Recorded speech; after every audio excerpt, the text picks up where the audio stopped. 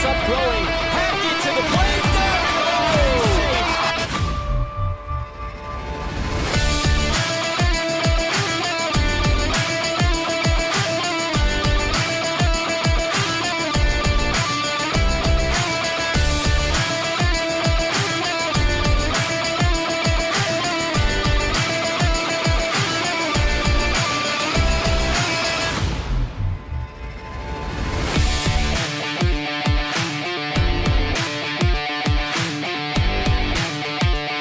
He'll elevate for the win. Yes, sir!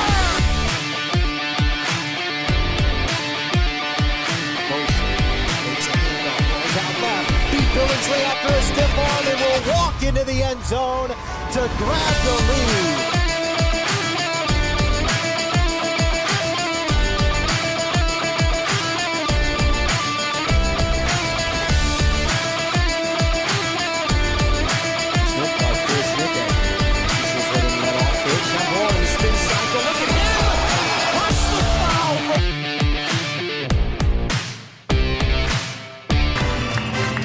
Hobart taking the field on their home field. Week 1 of the IHSA football season is ready to commence as we welcome you high above the field in our Strachan Van Til broadcast booth. Strachan Van Til is a Strachan Van Til thing. Alongside Mayor Josh Huddleston, I'm Sam Michael Mayer. It is week number 1 back here in the backyard for you, and a place where, of course, you have many fond memories. And the Brickies trying to erase a not-so-great memory from last year as their season ended against New Prairie, like it has in recent history. But Coach Schreiber in year number 2, he's got a quarterback back as a junior, and Alex Tatum. He's excited about this club. It is an electric night here at the Brickyard. You got Pop Warner night. Fans are excited. Chesterton's filled up. This is high school football. These are the things you dream of. Coach Schreiber, talking to him earlier in the week, extremely excited about the future. Last year, this game, week 1 for him, new coach. They got off to a rocky start, so he's hoping to erase that from his memory and get started on the right foot tonight.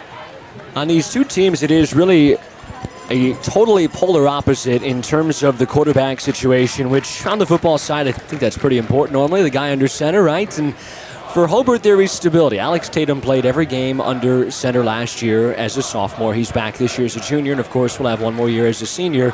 So you have that built in for Coach Schreiber. On the other side of the field, Hunter Boyd is back. He spent a year with the 59ers. Now he's back at Chesterton.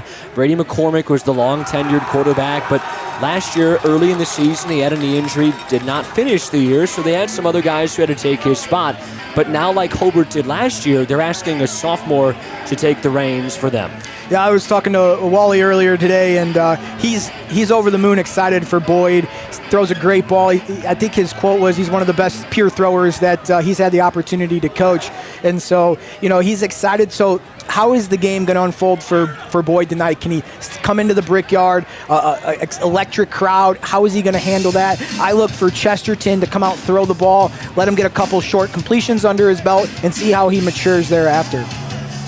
On the rushing side for Chesterton, they do return Govia, that is Andrew Govia, the now senior. As a junior last year, he carried the ball 71 times for about 400 yards. And for Hobart, they have one of their running backs returning as well, which is a name that is very familiar in Northwest Indiana in terms of football, Mr. Pickett. And he and Willie Shear kind of shared the load last year, but I think Max is going to have the football in his hands even more this year. Yeah, Max is a workhorse. He's the guy that's going to fight for every yard.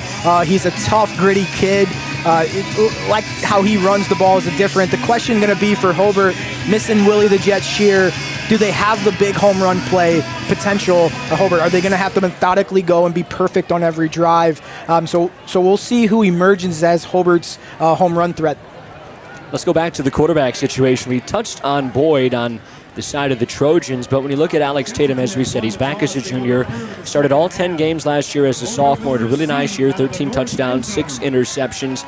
He's also very good on the ground, of course, 5 touchdowns. He did run the ball 85 yards for over 400 on the ground, so he's a guy very capable. And there were times, I think, when Eric Schreiber and his staff probably tightened the reins and made sure their quarterback, as only being the sophomore last year, they took some of that decision-making potentially out of his hands. Do you think maybe they open it up this year? Yeah, I think so. You know what? Tatum is a super smart kid. GPA's through the roof. He can handle anything you throw at him. Question of maturity on the field last year. Maybe they did tighten the reins this year. I think they're going to open it up. They're going to trust him with the ball in his hands and let him go be a playmaker. He's a big, solid, strong kid. I look for him to do it both through the air and on the ground. He did lose both of his top 2 receiving threats, or at least returners from last year. Aiden Leonard and Connor Stafford, both graduating, 2 guys who had over 20 receptions. But Aiden Cash, who plays out of more of the tight end spot, we'll see if he's relocated, playing outside the hash marks a little bit more this year or not. But he's a guy who was pretty reliable, especially late in the year. He had some big plays in some of their bigger ball games. Remember against San Trent and Hanover, he had some big catches. So number 19 in the gold uniform tonight might be a guy that you're watching to make some big plays over the middle for Alex Tatum in this offense. Yeah, he's a big kid, 6'4", 225. He's as advertised, kind of growing into his frame a little bit. And, he's one of those things, if you watch football on Sundays, you hear him talk about matchup nightmares. He's one of those guys. Ready to kick this one off. Hobart is going to start with the football. And it is week number 1 of the IHSA football season. Excited to get things started here. Nathan Subchinski, who is another returner, played special teams and had some moments on the field offensively as a sophomore last year as well, is ready to receive the kick. And it is returnable, no, into the end zone, and a touchback starts our season here for the Brickies as they will move the football out to the 20-yard line for them and have things ready to go 80 yards away from pay dirt. And you think about this early season, of course, Josh, you played football here and rich history and all that stuff, but throw that part out the window for now. We'll talk about that later. How difficult was it to, this isn't football weather, right? I mean, early in the season, guys are dealing with cramps and you got to be ready to go. Yeah, we'll see how that plays out tonight, Sam. When you got a team that has, Chesterton, who has 0 if nobody going both ways. Hobart has 7 to 8 guys playing both sides. How is that going to factor in as the game progresses, and how can Hobart manage that from a clock standpoint? So it is Max Pickett. Working out of the pistol formation is Alex Tatum. He worked a lot more out of shotgun at times this year as they send Pickett in motion. They fake that way, throw it on a bubble, complete, but it is red. And knocked down in the backfield is Bryce Tolliver. Good job on the jump there by Alex Zaris as he makes the tackle. And Tolliver's back to the line of scrimmage, no gain. Yeah, talking to the coaches earlier this week, they want to get Bryce Tolliver the ball as many times as they can. He will be that potential big play threat for the Brickies, getting some looks for some Big Ten schools. He's got a big frame and has the ability to take the top off. 2 receivers on the top of your screen on a 2nd and 10. It is a run for Pickett, gashes the middle, and spins off a tackle. Good run for him to make this more manageable. He's got 6 right up the middle. When you're a 4A school playing a Chesterton, a bigger school, how do you weather the first quarter? What does that look like? How are you able to manage this? Because you got to be able to tell your kids, hey, we can play with these guys. So this drive is critical. This is a huge 3rd down. While it's early in the game, it still matters if they can get a first down and start stacking them together.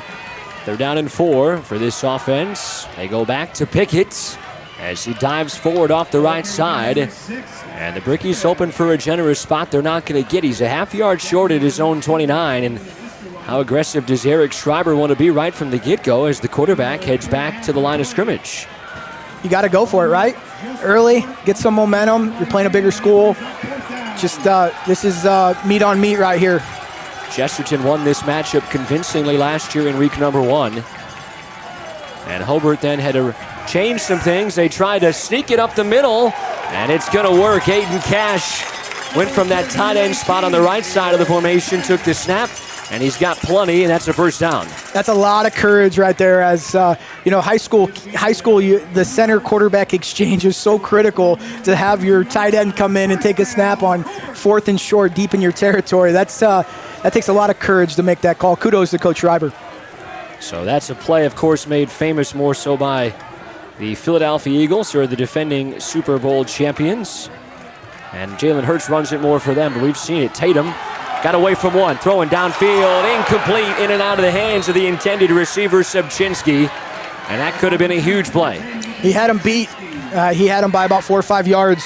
A little more touch on that ball, and he's off to the races. that's one of the plays that the coaches up here in the booth, they circle that, and they come back to it at a later point in the game. A bit underthrown, as you said. If Tatum, and there was pressure around him, tried to step a little bit to his left and up in the pocket to try to make that throw. And I'm sure that altered his ability to get all of it. So it's 2nd down and 10 from their own 32-yard line. Interesting to see Hobart's thrown the ball twice on 1st down. 3 receivers left. They fake to that. Tatum up the middle, running room for the quarterback at midfield, and wrestled down across the 50 into Chesterton territory. It's probably one of the most underrated abilities for a quarterback to have a running quarterback, because you add an extra gap, and it's really hard to defend. And you're seeing Tatum, who's pretty good on his feet for being a bigger guy. And, I'm a Florida Gators fan, so I like to see good running quarterbacks like my lefty Tebow. They had a guy there once. 1st and 10, that first down brought to you by Indiana University Northwest. Your future starts here. Ball to 47-yard line of the Trojans. This is a run up the middle. It's read well. Max Pickett taken down right at the line of scrimmage. Zane Westerlund coming off the edge to make the tackle. Yeah, that was going to be the big question mark going into the game. Is this offensive line? There's some guys making their first varsity starts, and how do they line up against this quick, physical defensive line from Chesterton? And the running game is a little slow getting started here. So far, the run by the quarterback a few moments ago is definitely the largest. Pickett's biggest gain so far on the ground is 6 yards, and he had to work hard for it as he comes in motion. Now spins back. They give it to him, and it's a toss to Cash then. A little bit of trickery on the 2nd down play. Aiden Cash has had 2 touches now in this game, and neither has been particularly traditional. No, that's one of those counter plays back. It's really pretty when it works real nice, but it was a little dicey in the backfield there. That's one of those misdirections. You want to get the defense flowing one way and try to counter back the other. Usually they hit those plays for big gains when it's pulled off. I'm a Kansas City Chiefs fan, and yes, for longer than Patrick Mahomes has been there. And they run that play, the little toss with Travis Kelce inside, and it's tight quarters, and I always get nervous every time they run it. It's gain of 6 on that play to Aiden Cash. It's a 3rd down and 4. Play action, Tatum throwing middle and behind Sobczynski again, who was on the slant, and if he hits it in stride, it might have been gone. Yeah, Sobczynski is getting, he's quick, and he is getting some separation from those defensive backs.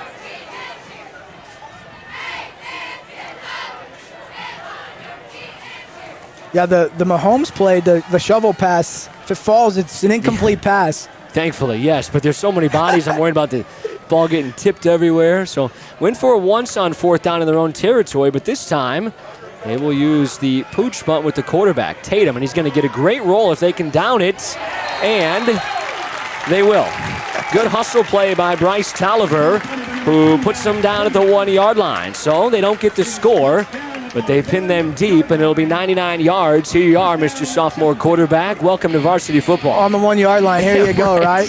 That's you see those quarterback pooch kicks, and you always wonder how they turn out, and that one turned out absolutely perfect. Well, Ben Roethlisberger-esque there. Right. Yeah, we'll see how Boyd, right, deep in his territories, this 3 handoffs, try to get some space, or are they going to let him rip it?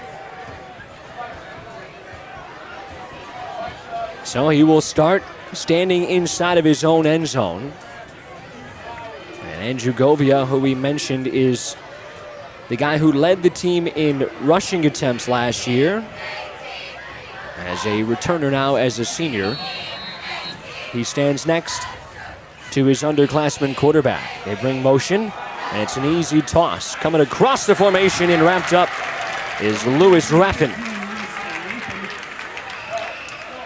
Yeah, trying to get their ball in their playmakers' hands. He was talking to the coaches earlier. Number 15 can play a little bit, and they're trying to get him the ball. That's a great start right there, deep in their territory, to try to spread the defense out and get it to the perimeter.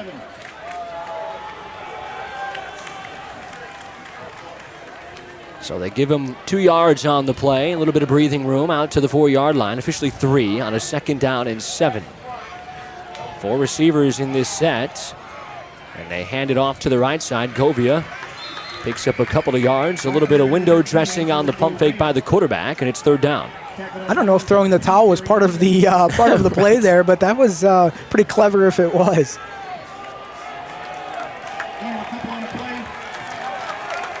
The crowd's coming to life here on this big third down. I tell you, this is a big play for both teams here, deep in their territory. Hobart had a good drive. Is Chesterton going to be able to respond right here? Well, they've given Hunter Boyd some breathing room. And now he gets out of the way. It's a direct snap. Trying to run this between the tackles, and the Brickies were ready for it.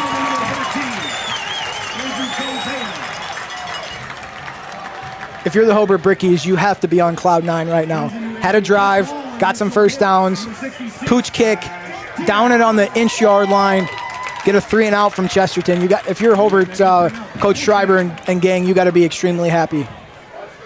So they will have to punt this with the punter standing deep in his own end zone. It's the same guy who handled the kickoff opportunities to start this football game. That's Mace Redman, who is the junior kicker, handles both sides of the equation. Gets off a pretty good punt. This one caught by Subchinski at the 40-yard line, trying to reverse field, and he is wrapped up. Good ankle tackle by Patrick Muckin, and just a couple of yards for the shifty Subchinski to the Chesterton 37. That sounds crazy to say touchdown-saving tackle, but they had the wall set up on this side. If he breaks that tackle, there was a lot of green grass over here. So Hobart has won the field position battle, able to get the ball into Chesterton territory and force the 3-and-out. And now they are set up with 6 minutes and 21 seconds on the clock here in this first quarter. In case you just joined us on either side of the equation, we welcome our audience also on the radio as well, alongside Mayor Josh Huddleston. I'm Sam Michael, week number 1. Beautiful outside. It's amazing how much the weather shifts across a 9-week season, but by week 7, we'll be craving these nights, I'm sure, big time when it's 41 degrees. So here we are. Does it get better than this? No. Friday night football, week 1, beautiful weather, electric crowd. This is what you dream of. First down, Pickett slides off the right side. Good run on first down to the 30-yard line. He picks up 7. We talked in the opening of the broadcast about how he's a tough runner, gritty, fighting for extra yards. That's a prototypical Hobart running back of the past. Grind it out, grind it out, grind it out. Pick it up to the line quickly, and Pickett lost his feet. He stayed down for a moment. He seems okay, though. Got back to the line of scrimmage. They might give him a half yard. Either way, third down. Mike Pickett, his dad, is a longtime high school football coach and a great running back himself. And I had the pleasure of coaching him. He's going to have a conversation with Max about cutting off your inside foot, because I got that talk a lot from Mike. So I'm sure he's writing that down and going to have a conversation with him. Third down and manageable for this Bricky offense. 5.5 to play in the first, no score. They're down in 2 officially. They need the 32-yard line. Gave it to Pickett late. Both options were covered as they had some penetration. Kenneth Callaway got in the backfield. I was here at the Soap game, and the question mark for Hobart's going to be around their special teams. Being able to kick field goals. In the past, they've had kickers that can make this field goal. So a little different strategy from Coach Schreiber. As you know, high school football, you don't have a kicker for 12 years. It's 4 years and they're out. So it's a different strategy. This should be about a 46-yard field goal, 48-yarder. Instead, it's Tatum trying to pick it up with his legs, and he's going to. The quarterback has had the 2 biggest runs as he marches his way into the red zone. I know he's their quarterback, and I know they got some backup quarterbacks, but you got to keep giving them the rock here, right?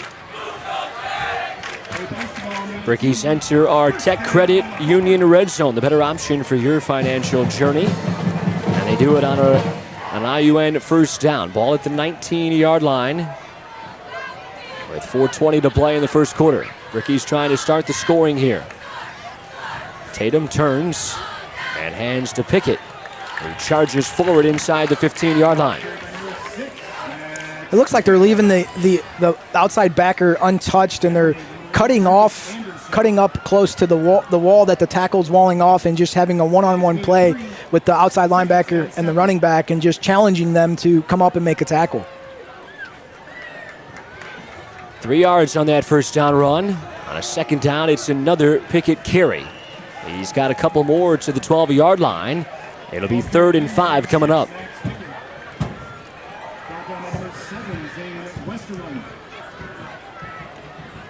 Another tackle for Westerland, who had a tackle for loss on the first Hobart drive. And a big 3rd down coming up here with less than 3.5 to play in the opening quarter. We'll see how they handle this. You know, if you're looking at this, is this 4-down territory? Do you take a shot on a fade with Tolliver, who has come into the season as your potential big play guy? What are you thinking here if you're Coach Schreiber? 3 receivers to the left. They look that way. 2 of them blockers. Tolliver makes the catch. Slides outside. Reaches for the end zone, but he stepped out of bounds before he got there. He's got the 1st down, though, at the 3-yard line. Right size, wrong shape. Called it to Tolliver there. Got him on a smoke screen there, which is, you know, getting those guys out and blocking, getting your playmakers the ball, and stepped out of bounds just short of the end zone.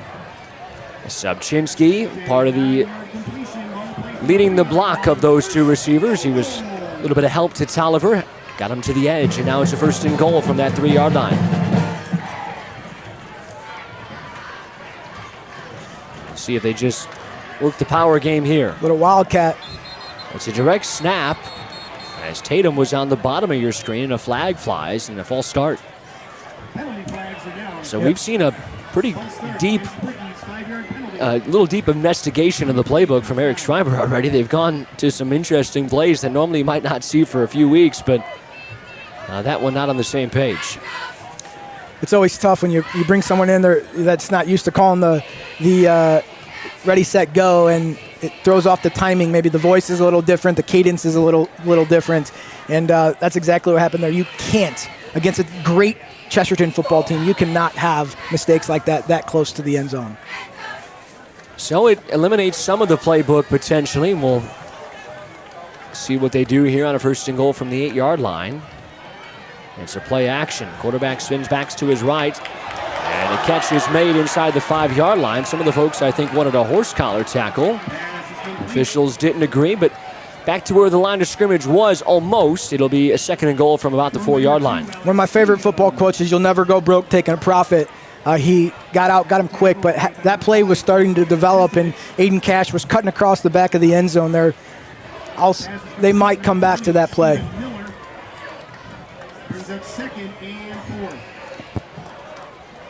2nd and goal from the 4-yard line. From the right hash. It's a design run for Tatum, trying to stay on his feet as he had some blockers on the goal line, but he got wrapped on his ankles and down at the half-yard line, and it's 3rd and goal.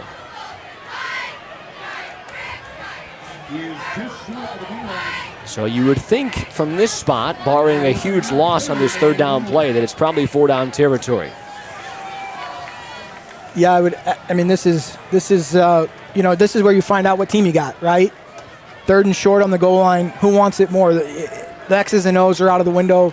It's just hat on hat. Who wants this more? This is something that those late summer practices. This is what you ask of your team. Are you going to be able to punch it in when it's 3rd and short like this? Tatum goes under center, takes the snap, dives in, touchdown.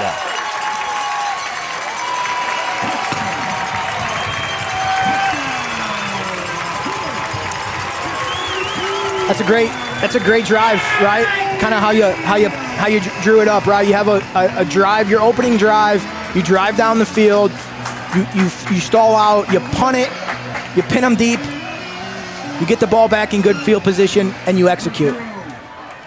It's a 37-yard touchdown drive, and not going for the PAT, as this play is just a total mess.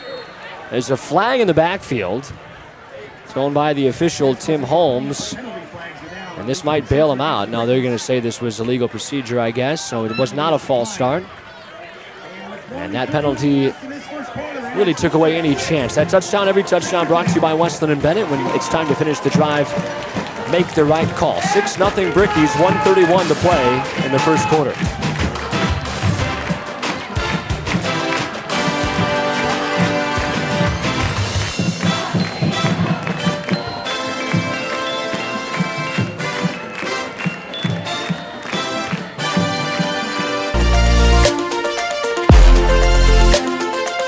Get ready, Region. It's time to Wing and Roll 2025. Friday, September 5th at Bulldog Park in Crown Point. Mental Health America of Northwest Indiana brings you the biggest, boldest fundraiser of the year. Taste wings from the region's best chefs. Jam to live music from Backstory NWI. Play games, win prizes, and cast your vote for the best wings in Northwest Indiana. And this year, we're going back to the 80s. So throw on your leg warmers and get ready to party. Tickets sold out last year, so don't wait. Grab yours today and join us for Wing and Roll 2025.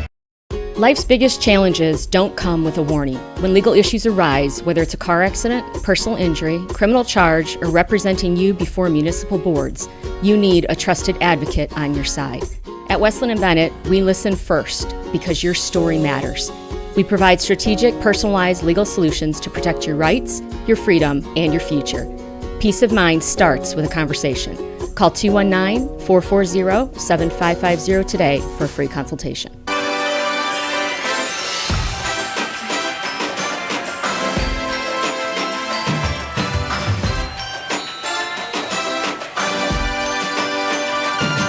Touchdown delivered by Alex Tatum from 1 yard away, but the PAT no good. They tried to go for two.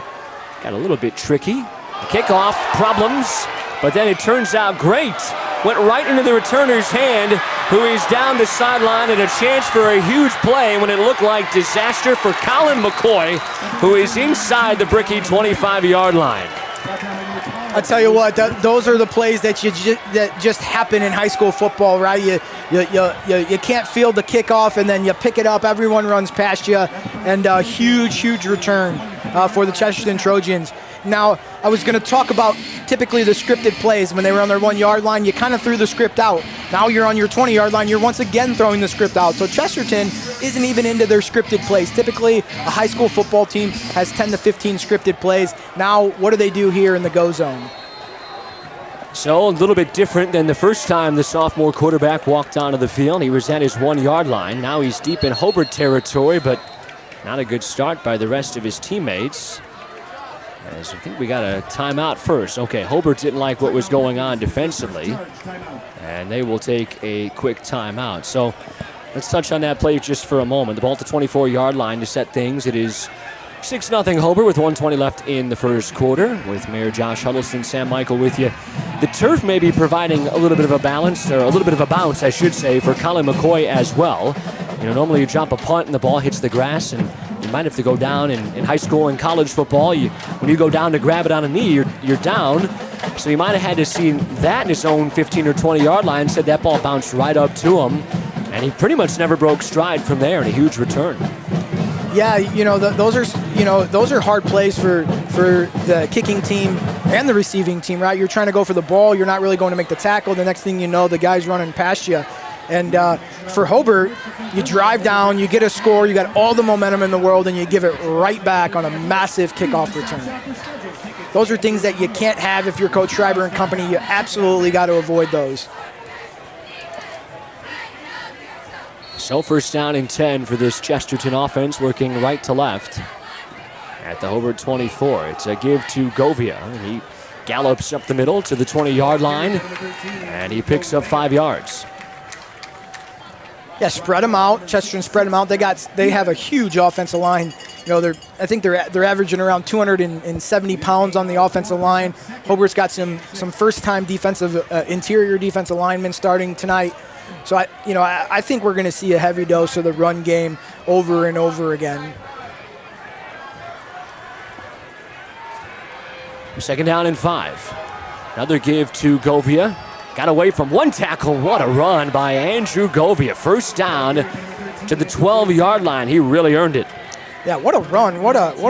I mean, that's what you practice, right, all week. Your coaches are telling you, keep those feet chopping, keep those pads low. And that's exactly what happened there. That was a run where he was hit about the line of scrimmage and just willed his way to about a 7-8 yard gain there. Yeah, maybe thought he would make it a third and manageable. Instead, he just picked it up himself. Can still get a first down here before the end zone with the ball at the 12-yard line. It's a third straight give to Govia, and this one contained much better by the Bricky front. It's a 2-yard pickup to the 10. Yeah, there it is, straight give. Hobart got a little pressure off the outside here. And those are plays right now that you're Chesterton, you look to pull it out, run a play action, get the defensive linebackers creeping up. When you have success like that running the ball, it creates those opportunities for play action pass. That's the end of the first quarter. It'll be 2nd down and 8 for Chesterton, down 6-0. When we come back, Alex Tatum, the only scorer so far.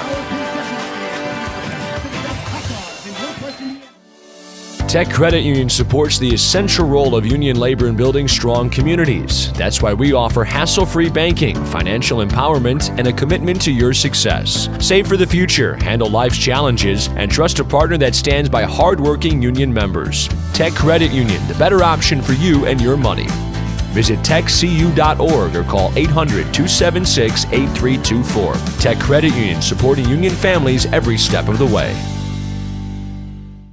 Want to save more on your grocery shopping? Join the Strack & Van Til Rewards program. Earn points on every purchase and watch the savings add up. Get personalized offers based on items you buy most. Clip digital coupons for discounted or free products. Enter sweepstakes and more. Not a member? Sign up now. Membership is free. Scan the code on in-store signage. Download the Strack & Van Til app or visit strackandvantil.com. Life made simple. Savings made easy. It's a Strack & Van Til thing.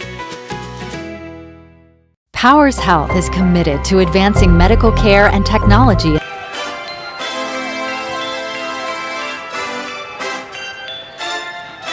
Second down and 8 for this Chesterton offense as we start the second quarter.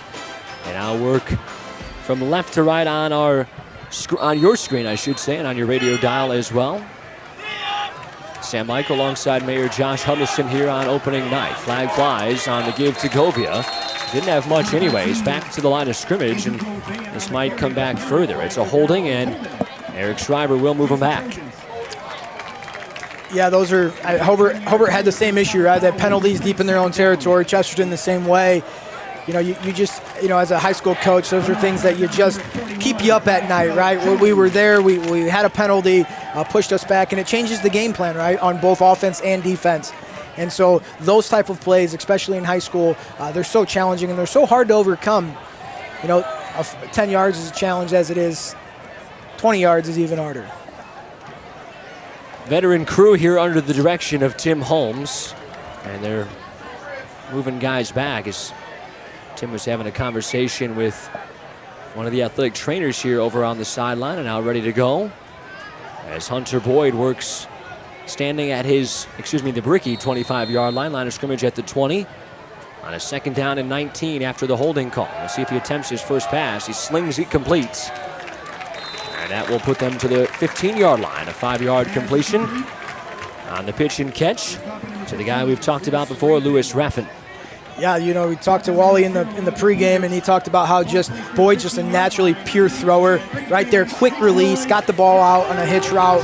First one, got that reception under his belt. Got to feel good as a sophomore. The first one. So congratulations to Boyd on his first varsity completion. Now inside the red zone, which, as we mentioned earlier, is brought to you by Tech Credit Union. He's looking for his first touchdown pass on a big 3rd down and 14 here. First down marker sitting deep inside the 5-yard line. Pressure comes, throws over the middle. This is, I think, caught. No, incomplete. Ball hit the ground. Late signal from the officials, and it's 4th down. You know, that was a nice play action. Got him. They were hitting him on a kind of a skinny post route there. I'll tell you, Boyd threw a great ball. I'll put it right there between the numbers. The defender was able to get a hand in there at the last second, but I like what I'm seeing from Boyd. Looks poised in the pocket right there. Stood tall and delivered a strike. Mace Redmond is on. This is a 32-yard attempt from the left hash mark. Trying to put points on the board for Mark Peterson and company. They got great field position after the return by McCoy. Operations good. Kick has plenty of leg. And it is good as Redmond delivers. He has put the Trojans on the board. It's a 6-3 Bricky lead with 11 minutes left in the second quarter. Popa Heating and Cooling is now here to service your area. Since 1968, we have been Northwest Indiana's trusted HVAC experts.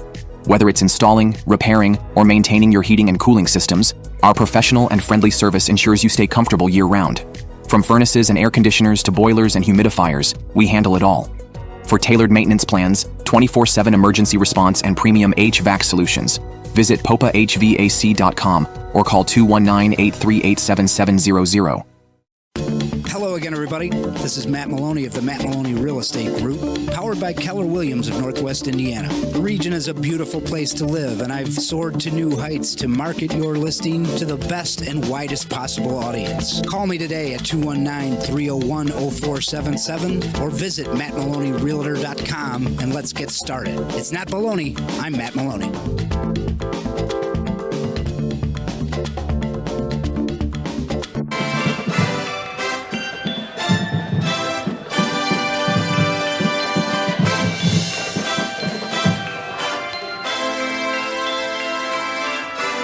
Field goal is good from Redmond from 32 yards away. Cuts the Bricky lead in half.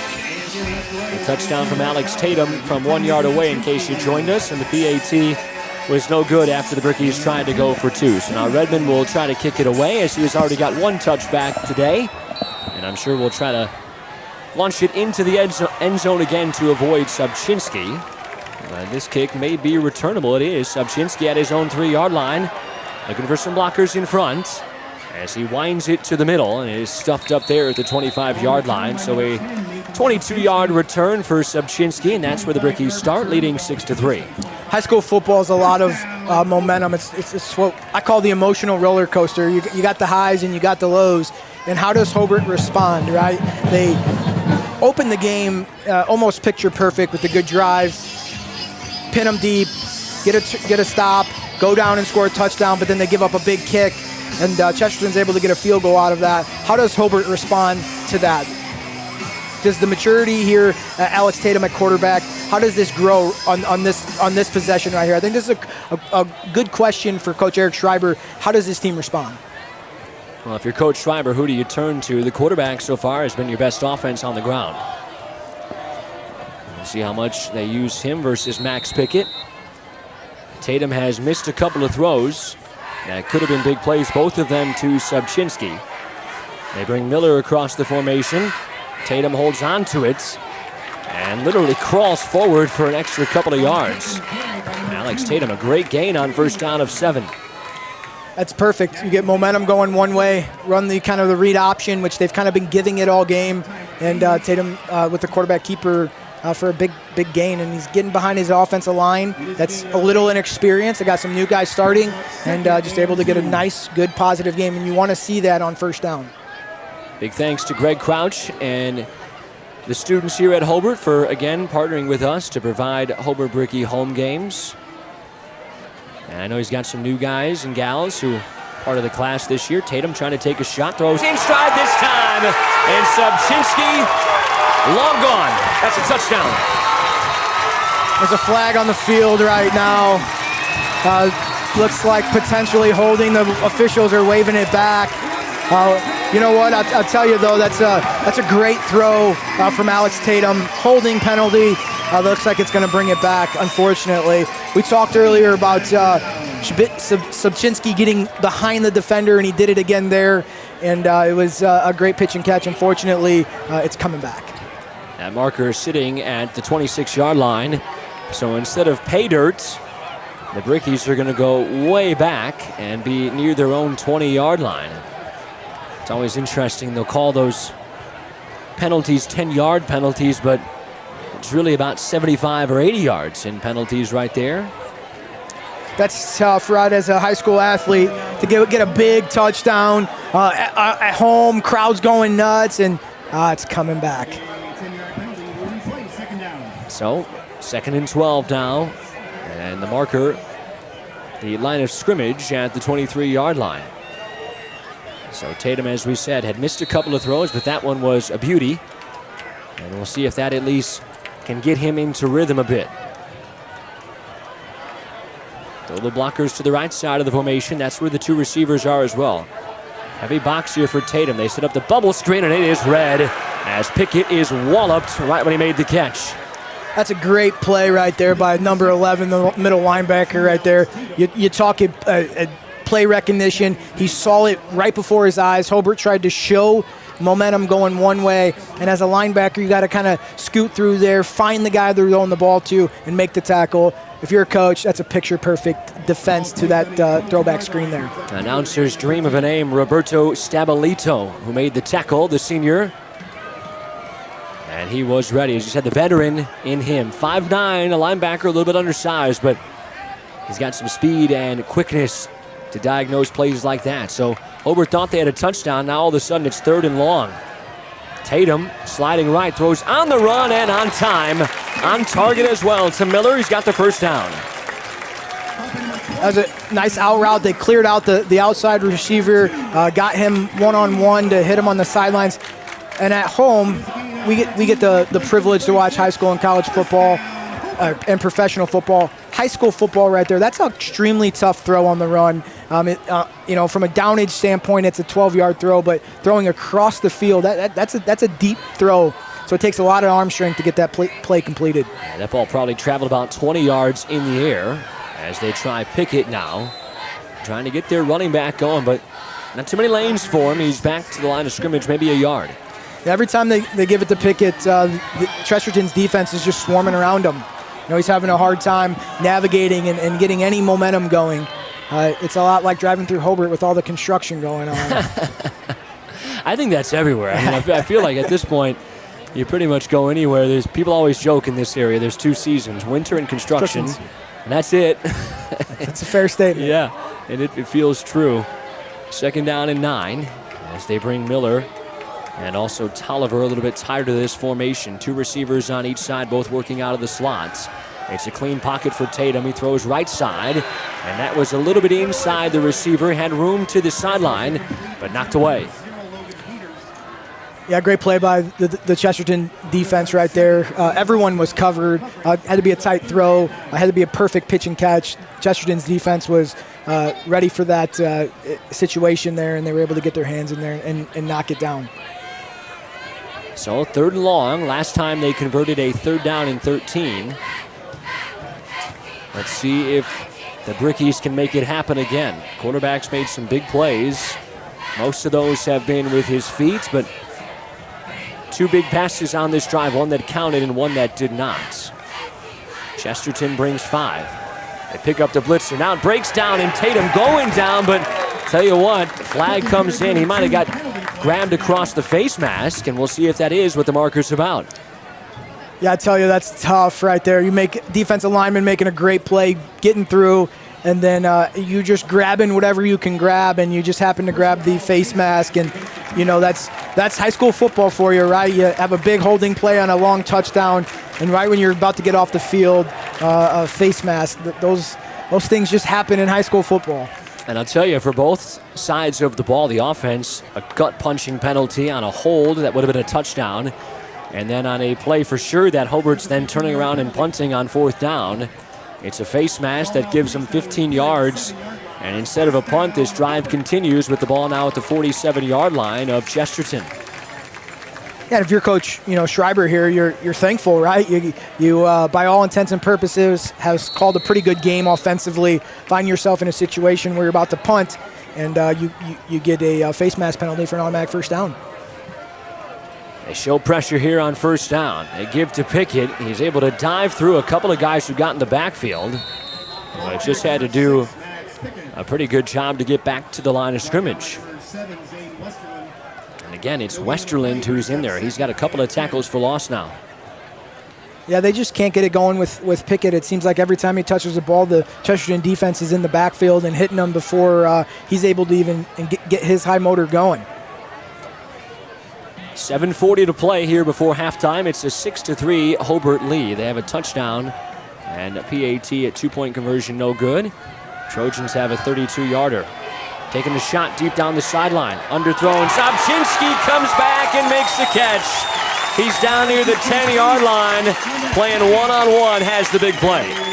Yeah, what a high IQ football play right there to be able to adjust and come back on the ball. As a defender, that's one of the hardest plays to defend right there. You're running stride for stride. You're not looking for the ball, and they're able to come back. So, as a defender, that's an extremely tough play. So you got to kind of tip your cap to the Brickies there. As a defender, it's hard to hang your head on that one. Alex Zaris, the DB, was on an island, one-on-one with by far the shiftiest wide receiver on this Hobart club. And he's got the big play, another IUN first down, and puts us back into the Westland and Bennett red zone. Bricky's looking for touchdowns on back-to-back drives. And now a flag as the play clock rolled down to 0, and Hobart did not get the play in fast enough after the big play, and so a delay of game is going to make this a little bit tougher now.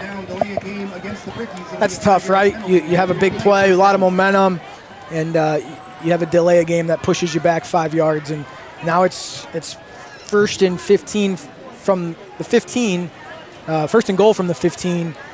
Now your playbook's different, right? Changes your plan, changes what you do offensively.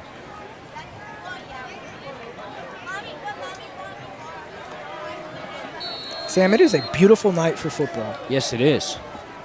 I very much agree with you. It's gorgeous. It's not too hot. We've seen problems early in the year when it's been way too hot. Pass complete. Tolliver got away, and he's in the end zone.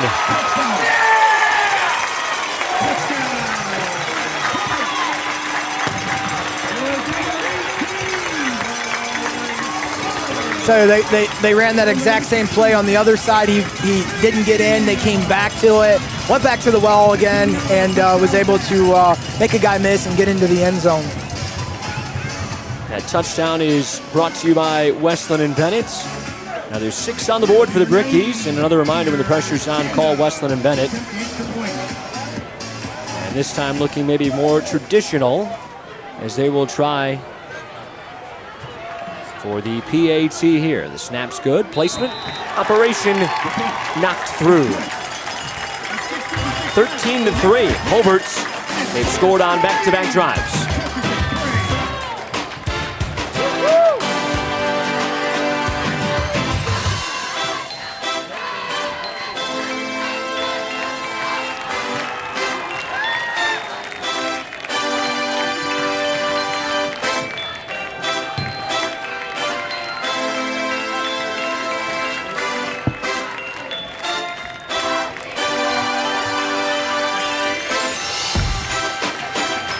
Graduating high school and starting college is a big milestone.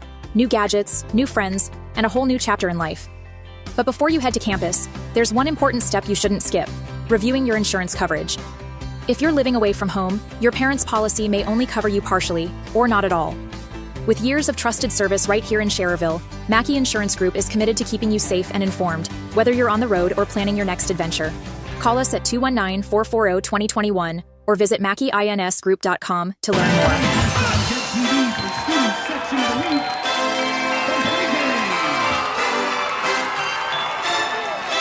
6:56 left in our first half of play. Alongside Mayor Josh Huddleston, I'm Sam Michael. And all of a sudden, Josh, this Bricky offense is humming.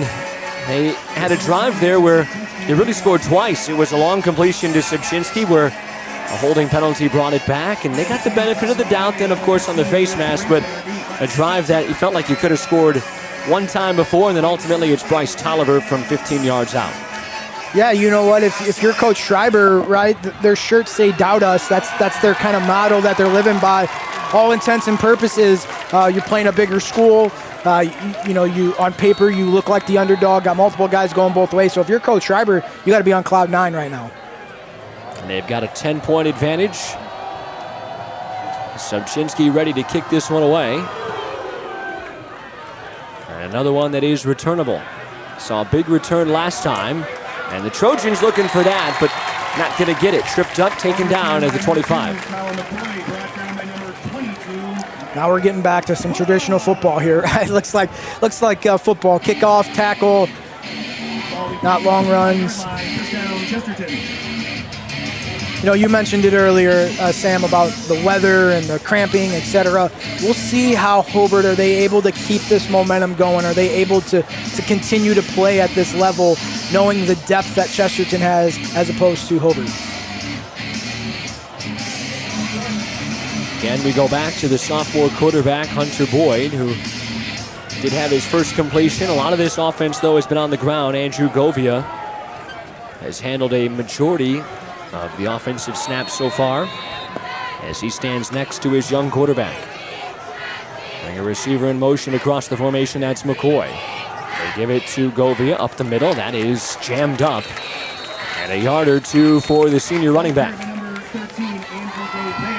Govia's a heck of a runner. He grinds it out. Hobart looks like they're selling out to stop the run. They're going to challenge the sophomore quarterback to throw the football, and I think that Chesterton is going to have to open the playbook here. They're going to have to let that pure thrower, quick release boy, just let him rip it here, right? 2 yards officially on that first down run. And it's 2nd down and 8 from their own 27-yard line. Clock is ticking now, near 6 minutes to play before halftime here from the Brickyard. It's a 10-point lead for the Brickies as we play now. Play action. Boyd rolling, throws a little bit high. Really no chance for that play. It's complete, but quickly tackled on the sideline is Michael Rohn, and it's a 2-yard loss. That's a hard throw, right? He's a left-hander, so he's rolling to his right side. He's got to flip his hips and try to get it out there. That's a tough throw, right?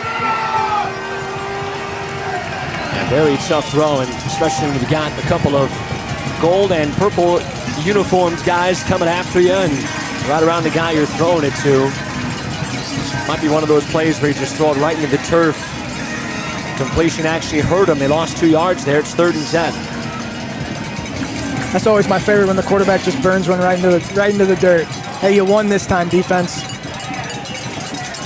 Trying to win here on 3rd and 10. 4 receivers in this formation and a flag. And somebody got a little bit eager. This one coming back.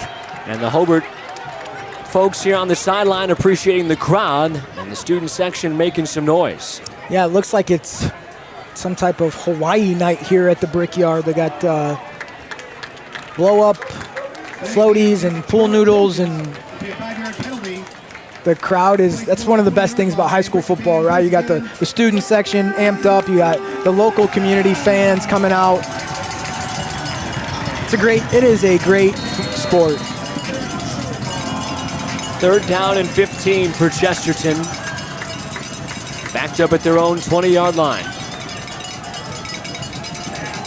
Boyd facing pressure. Knocked out of the pocket, rolling to his left. Throwing towards the sideline and incomplete. And Chesterton at that point just trying to make sure it was not an intentional grounding.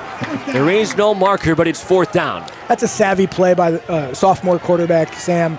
You know, sometimes you try to make a play, you try to be bigger than the moment right there, getting chased out of the pocket, and threw the ball away so he didn't take a 10, 15-yard sack right there. That's a lot of maturity from a sophomore quarterback, so kudos to him for being able to recognize that and get it out of his hands to give them the ability to punt this away and put Hobart in worse field position than they would have been in. Hoping for a big punt here from Mace Redmond, who has been the offense so far. A lot of trouble, bad snap, and not going to get this one off. And the football picked up. Touchdown. Wow. What a hit delivered by Logan Peters, who then got a gift as after his hit knocked the ball away, the football sitting right next to him in the end zone. Hey, they always say that the harder you work, the luckier you get, right? So, you know, fighting through, getting in there, making the hit, and then the ball falls right there for a touchdown. That's you call it what you want, but when you're there in that moment, big time players make big time plays. Peter Chanda is on for another PAT, and he is 2 for 2. And Hobart now leads by 17. This second quarter has been all Brickies. They've opened up a 3-score lead. Do you like to work with your hands, creating something from nothing? Then think about Laborers Local 41. You'll get 432 hours of apprenticeship training, all while earning a wage with benefits and incurring no student debt. You'll travel to different job sites, learn tons of skills, and in a lot of cases, be the first one on and the last one off a job site. It all starts at laborers41.com. This broadcast on the JED TV Sports Network is brought to you by Central Midwest Carpenters. Build your next chapter. Calumet Breweries. Decide to ride responsibly. Crowell Companies. Custom insurance solutions for your unique needs. Domino's. Get the door. It's Domino's.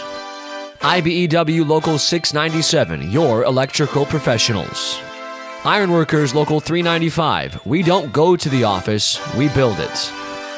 Indiana University Northwest. Bring on the Regions University. Laborers Local 41. Feel the power. Matt Maloney Realtor. It's not baloney. Pope.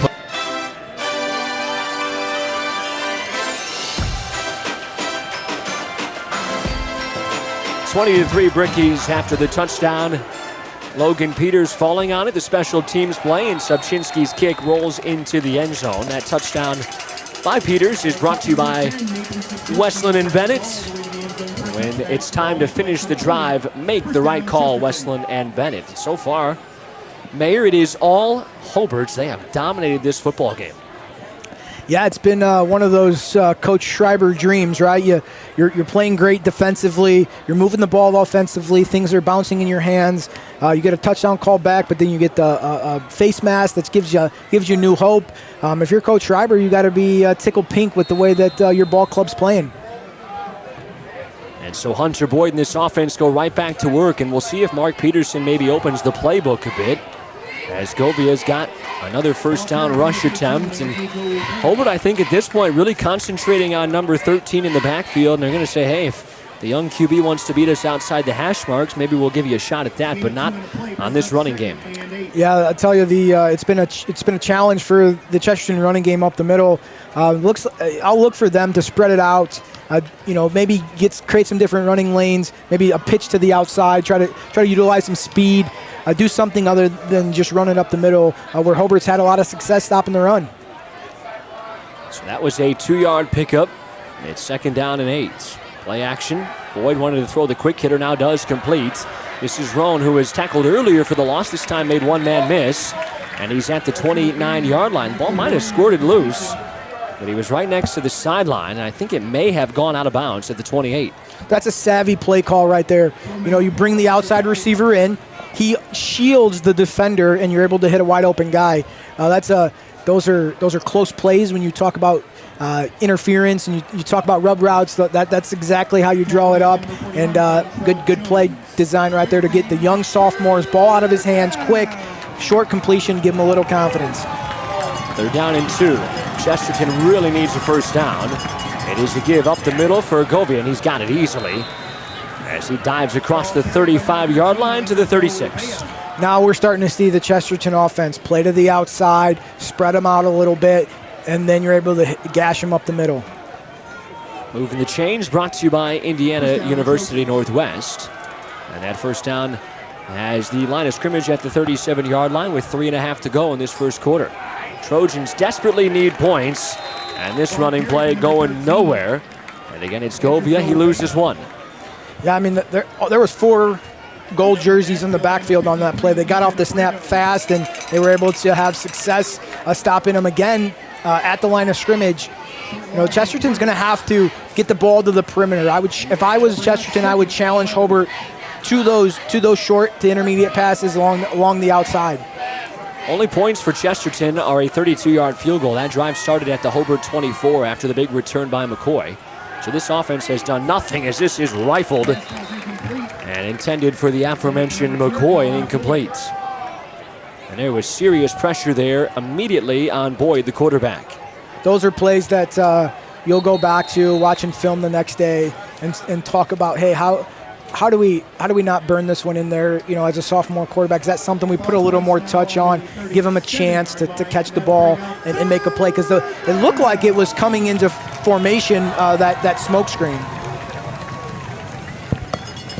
Play clock now ticking, and they do get the reset that Tim Holmes was asking for. And so it's down to 12, now reset to 25 seconds, so more time for Chesterton as they get to the line of scrimmage here.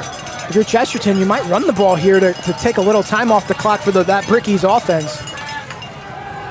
Boyd rolling left, throws a bit high, but it's caught and completes, and the Brickies then all over it as they make the tackle at the 40-yard line. The pass was caught by Govia, and he is a bit shaken up, grabbing for his right ankle as he was tackled hard to the turf. Those are the plays we talked about. Get the ball out on the perimeter. You're going to have a little bit of success out there. Hobart's selling out to stop the run up the middle, and they're going to come back to those plays as the night progresses. So they will tend to the running back here for Chesterton. We will step away. 2:31 to...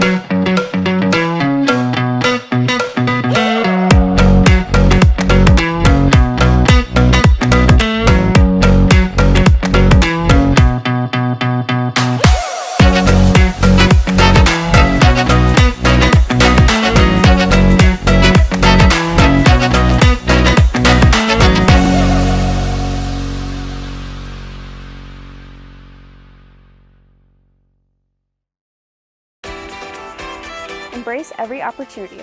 At Indiana University Northwest, you'll research alongside experts, develop career-ready skills, and accomplish your lifelong dreams. Whatever your goal may be, achieve it here close to home at IU Northwest, right here in the region. Join us for a life-changing learning experience at the best priced university in Northwest Indiana. It all begins at northwest.iu.edu. Bring on tomorrow at Indiana University Northwest.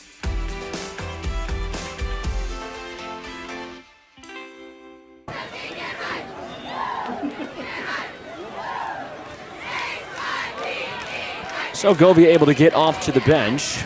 He seems like he's just a bit shaken up. Imagine we'll see him, especially with halftime coming up here shortly. But it is another punt coming up from Mace Redmond, who has been on the field far too often, and not to kick PATs if you're Mark Peterson. Trying to flip field position. Hobart with 2 timeouts and 2.5 minutes of clock. Still plenty of time here for them to make something happen. This is one of the shorter punts of the day for Redmond as it checks up near the 30-yard line, goes out of bounds at the 33. So Bricky's looking for a 67-yard drive here before halftime. You know, as a coach, this is one of those tough decisions, right? Do you run the ball? Do you try to take a couple shots, eat the clock, try to get to halftime with a 23 lead, or do you open the playbook realizing high risk is high reward, but it also comes with the chance if you were to go 3 and out, you punt the ball back to Chesterton. So it's kind of a cat and mouse game within the game here. Is what does Coach Schreiber do?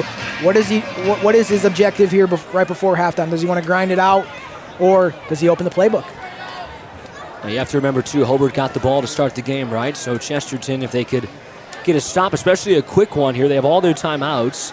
So if they get a 3 and out, they could get the ball back and maybe score and then get the ball to start the second half. So if you're Eric Schreiber, you might see him go for an early hammer here. Not that the game would be over if they scored or anything like that, but you'd love your chances if you go up 27-3. They pick up the blitz. Tatum fires over the middle. Tolliver lost it. He had to come back, and then there was pressure coming over the top. A bit of confusion, as you could see a couple of the DBs there on the backside. Bradley Robinson and also Logan Chestovich. But Bryce Tolliver maybe could have gone for 6. Yeah, those are the toughest passes to catch, the ones where you're wide open and you know if you catch it, you turn the burners on and there's 6 points. But it looked like a little confusion in the Chesterton secondary there. As soon as Tolliver broke the line, he put his hands up. He was open, just unable to make that connection. Tell you, the defensive end here on the near side got a great jump and had to alter Tatum's drop back. They bring Cash in motion. 3 receivers now top of your screen, right of the quarterback. Tatum. Again, good pocket for him as he moves it to the right. Now decides he's going to take off and run. Spins off a hit, gains some more yardage, and gets out of bounds. That's a tough quarterback right there. Lowering his shoulder, not going out of bounds. You know, he's a wrestler. Those wrestlers are tough. There's no doubt about that. You don't always love when your quarterback lowers his shoulder, especially if he, unlike Tatum did there, who used his non-throwing shoulder to do so, but sometimes guys will use that right arm if they're a right-handed thrower like Tatum is, and you go, don't do that. Don't do that, right? He was smart there. That's those are the no go-go's, right? Mm-hmm. No. All right, go. 3rd and 4. Ricky's trying to move the chains. Some pressure. Slides Tatum left. Sets his feet, reorganizes, throws. Tolliver got it! What a catch and a great throw from Tatum. Going left, throwing back right. I guess we got our answer. Coach Schreiber's going to open the playbook up and just let it rip. What a heck of a play by Tolliver, going up to catch that ball. That's a hard throw, going across your body, flipping your hips back and just throwing. That's not how you drew it up. Coverage was not bad from Peyton Dilbeck, who was back there with Tolliver. And we've seen Chesterton continue to play one-on-one coverage and a couple of big plays. And that's not even counting the one that got called back on the holding penalty. It's another first down brought to you by IUN. Tatum looking downfield, now decides to take off, splits a couple, and turned nothing into something to the 25. You know, if you're Hobart, you got to be happy with the way Alex Tatum's playing, right? He seems to be poised. He seems to be, as you know, in his second year, you know, at playing quarterback, he seems to be a lot more mature than last year. The game's not too fast for him. He's not forcing anything right there. He had the opportunity to throw into coverage, and he tucked the ball and got some positive yards. So as this game's progressing, all last year and the end of this year, he's growing up before these the Bricky faithful's eyes. 1 minute and 19 seconds left. A 2nd and 4 coming up. A timeout taken by Eric Schreiber. He's got one left. And now I'm interested by this discussion. I don't know if you've talked to Coach Schreiber, and I haven't yet, but still a very young head coach in terms of his age, but also in terms of his time at the helm. It's only his 4th season overall, 2nd here at Hobart. I know last year there was, just felt like there was a little bit of mismanagement of the game clock at the end, and those are things that people have to talk about. The Chiefs. Andy Reid used to have that, right? He can't handle the clock. So that's a conversation I'm sure Coach Schreiber and his staff have said, hey, we have to be a little bit better maybe in these end of half and end of game situations. And you see the timeout here. It's a little bit hot. You're trying to make sure you guys are ready. Yeah, you know what, talking to Coach Schreiber, it's kind of just trust the process, right? You know, the product that they put on the field last year, I know, you know, Schreiber, he's a dedicated individual. He loves the game. He cares passionately about his players and their performance. So I know it ate him up a lot. And, you know, he's one of those guys that's dedicated to make sure that doesn't happen again. And you could see it in the maturity here early in this game. And, of course, I'm a guy who's never coached football, second-guessing Monday morning quarterback. But Tatum taking a shot and over the top. Maybe a little bit more loft as Logan Peters had snuck over towards the end zone on the sideline here and incomplete. Yeah, that's a tough play again. You know, you're rolling to your left, trying to throw the ball over. Just a little too much air on it, or else it would have been a completion. Yeah, you know, kind of go back to the comments of Schreiber. You know, I got to call the Chesterton game last year and just didn't, you know, the play clock, the management of the game. Just, you know, it's his first year calling the plays, making sure personnel, etc. It's hard to appreciate what goes into a high school coach. You know, they have a day job trying to organize everything. You know, these NFL coaches, that is their job. These high school coaches, this is really, you know, after time on their own time away from their family. Tatum rolling to the right. Pump fakes. Now fires late. Intercepted. Took a chance. Tried to throw into about 3 or 4 white jerseys. And a big play to take it away for the Trojans. Yeah, I'll tell you what, going up and getting that interception, what a interception. And I just talked about Tatum not forcing it, maturing. Those are mistakes that are going to happen as you play the game, right? You try to do too much. Sometimes there would have been a great opportunity to burn it into the ground, but all in all, no harm, no foul right now for the Brickies. It's Bradley Robinson who's got the interception, and it would have been 4th down coming up anyways. Yet not sure how much Eric Schreiber trusts his place kicker, and maybe would have tried a field goal, or they would have just gone for it, but no chance, of course, for points now. The interception by Robinson, he went down at the 5-yard line, so we'll see how aggressive Coach Peterson is here, down 17.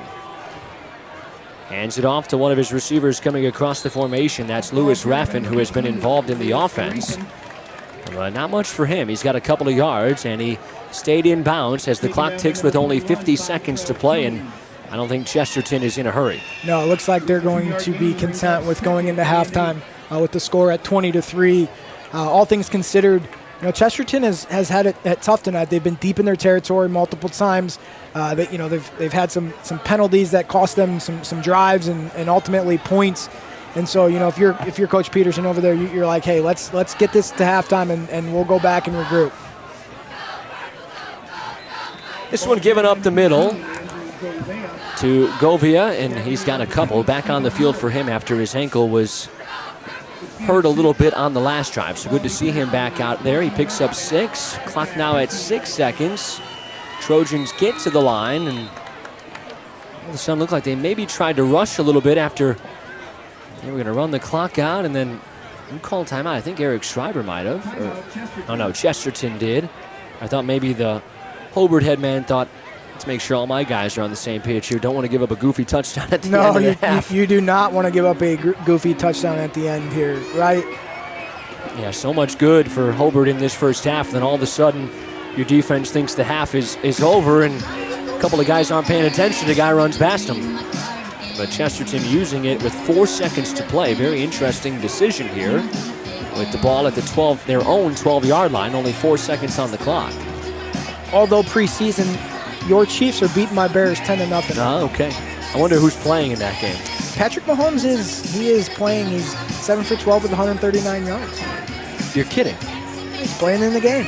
Really? Yes. Bit surprised by that. Caleb Williams is 3 for 4 for 24 yards. He really hasn't played. He played one drive in which they got a huge return to like the 20, and he threw one pass and got a 1-yard touchdown or something. But that's it. That's all they've done, the starting offense. So normally it used to be, week 4 back when they had 4 weeks of the preseason, and nobody played. And in the past, they've treated it like that. And a kneel here by This would be a good timeout. If Schreiber had timeouts, this would have been an opportunity to utilize the free kick, but burned his timeout last time. And what a half of football. And a great one for Hobart.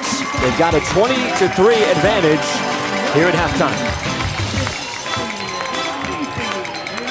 Have you ever considered becoming an iron worker? Local 395 is now accepting applications for their apprenticeship program. Go to ironworkers395.com. Look under the training section, click on apprenticeship, and scroll down to the application. You must be 18 years old, have a high school diploma or GED, and you must be physically able to perform the work of the trade. Find out more by calling the apprenticeship school in Lake Station at 219-962-7675 or visit ironworkers395.com.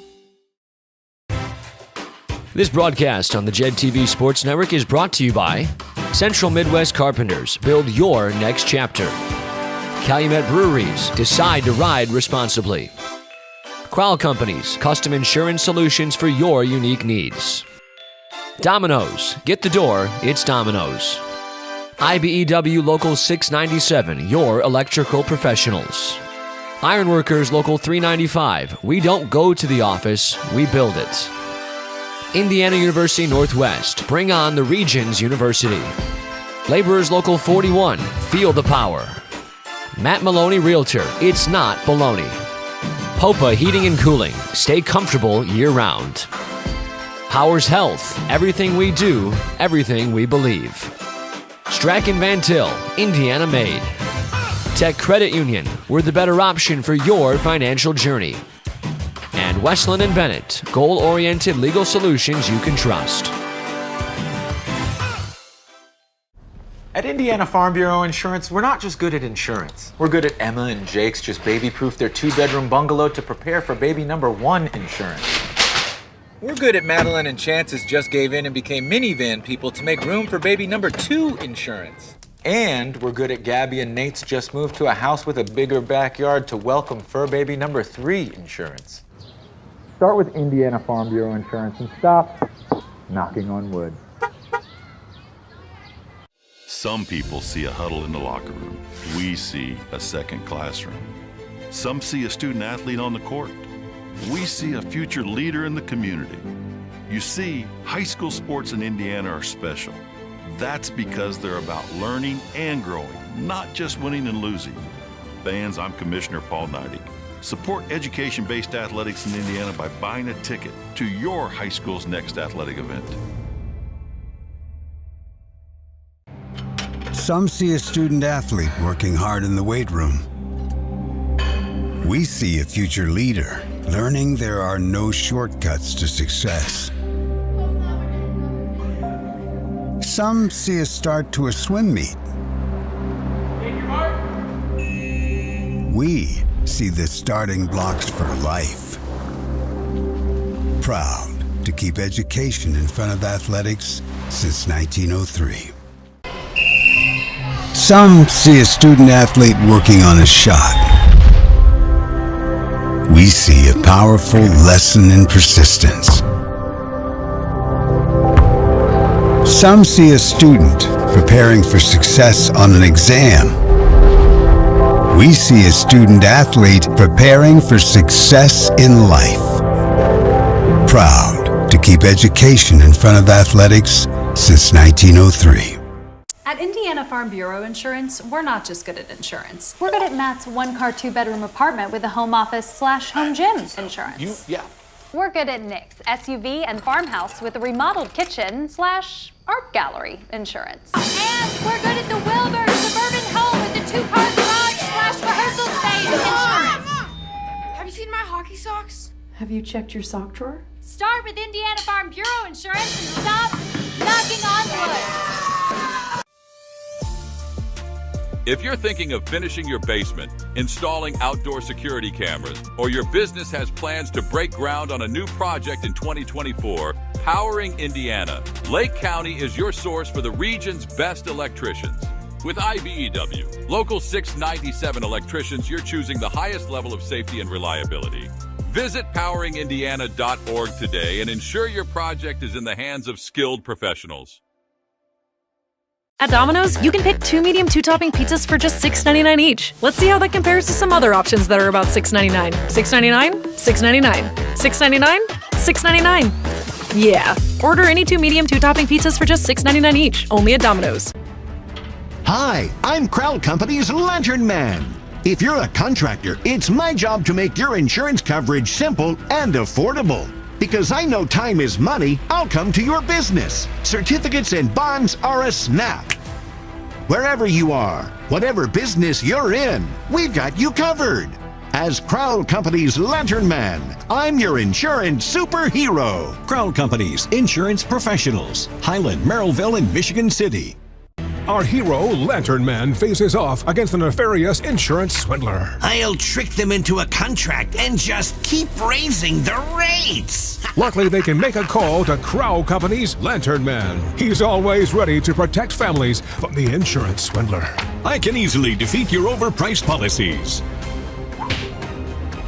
Fair prices always prevail when you call me, the Crowd Company's Lantern Man. Crowd Company's insurance professionals. Highland, Merrillville, and Michigan City. Are you searching for a college where you belong? Calumet College of St. Joseph wants to know you and give you the support you need to succeed. Are you worried about how you'll pay for your degree? 95% of our students receive financial aid, including scholarships and grants. Need some extra help with your classes? You'll benefit from our small class sizes, free tutoring, internship planning, faculty mentors, and so much more.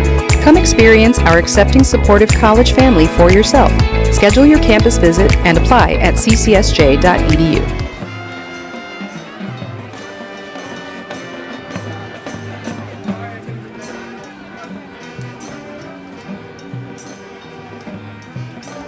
Bricky Band on the field here at the Brickyard, alongside Mayor Josh Huddleston. Sam Michael with you, 20-3 Hobart here at halftime. Josh, where you just feel like this game hasn't been very competitive. It's been all Hobart so far. Of course, that could change in the second half, but if you're Eric Schreiber and company, you've got to be overjoyed, ecstatic after last year the game really went the opposite direction. Chesterton controlled it, and so far you have.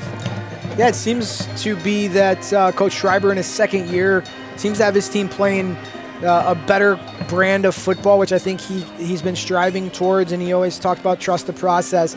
While we all know that football games are 4 quarters, Coach Schreiber's got to be extremely happy with the 2 quarters that his team played. Pretty much dominated on all sides of the equation here.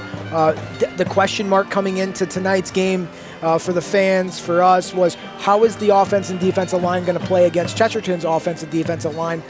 And it looks like they've risen to the occasion here, and the defensive line has surpassed all expectations here in the first half, pretty much holding Chesterton's run game to almost nothing here in the first half, fighting through, getting in the backfield. So if you're Coach Schreiber, the big question mark today was what is your defense and offensive line going to do? And it looks like he's got some answers here early on.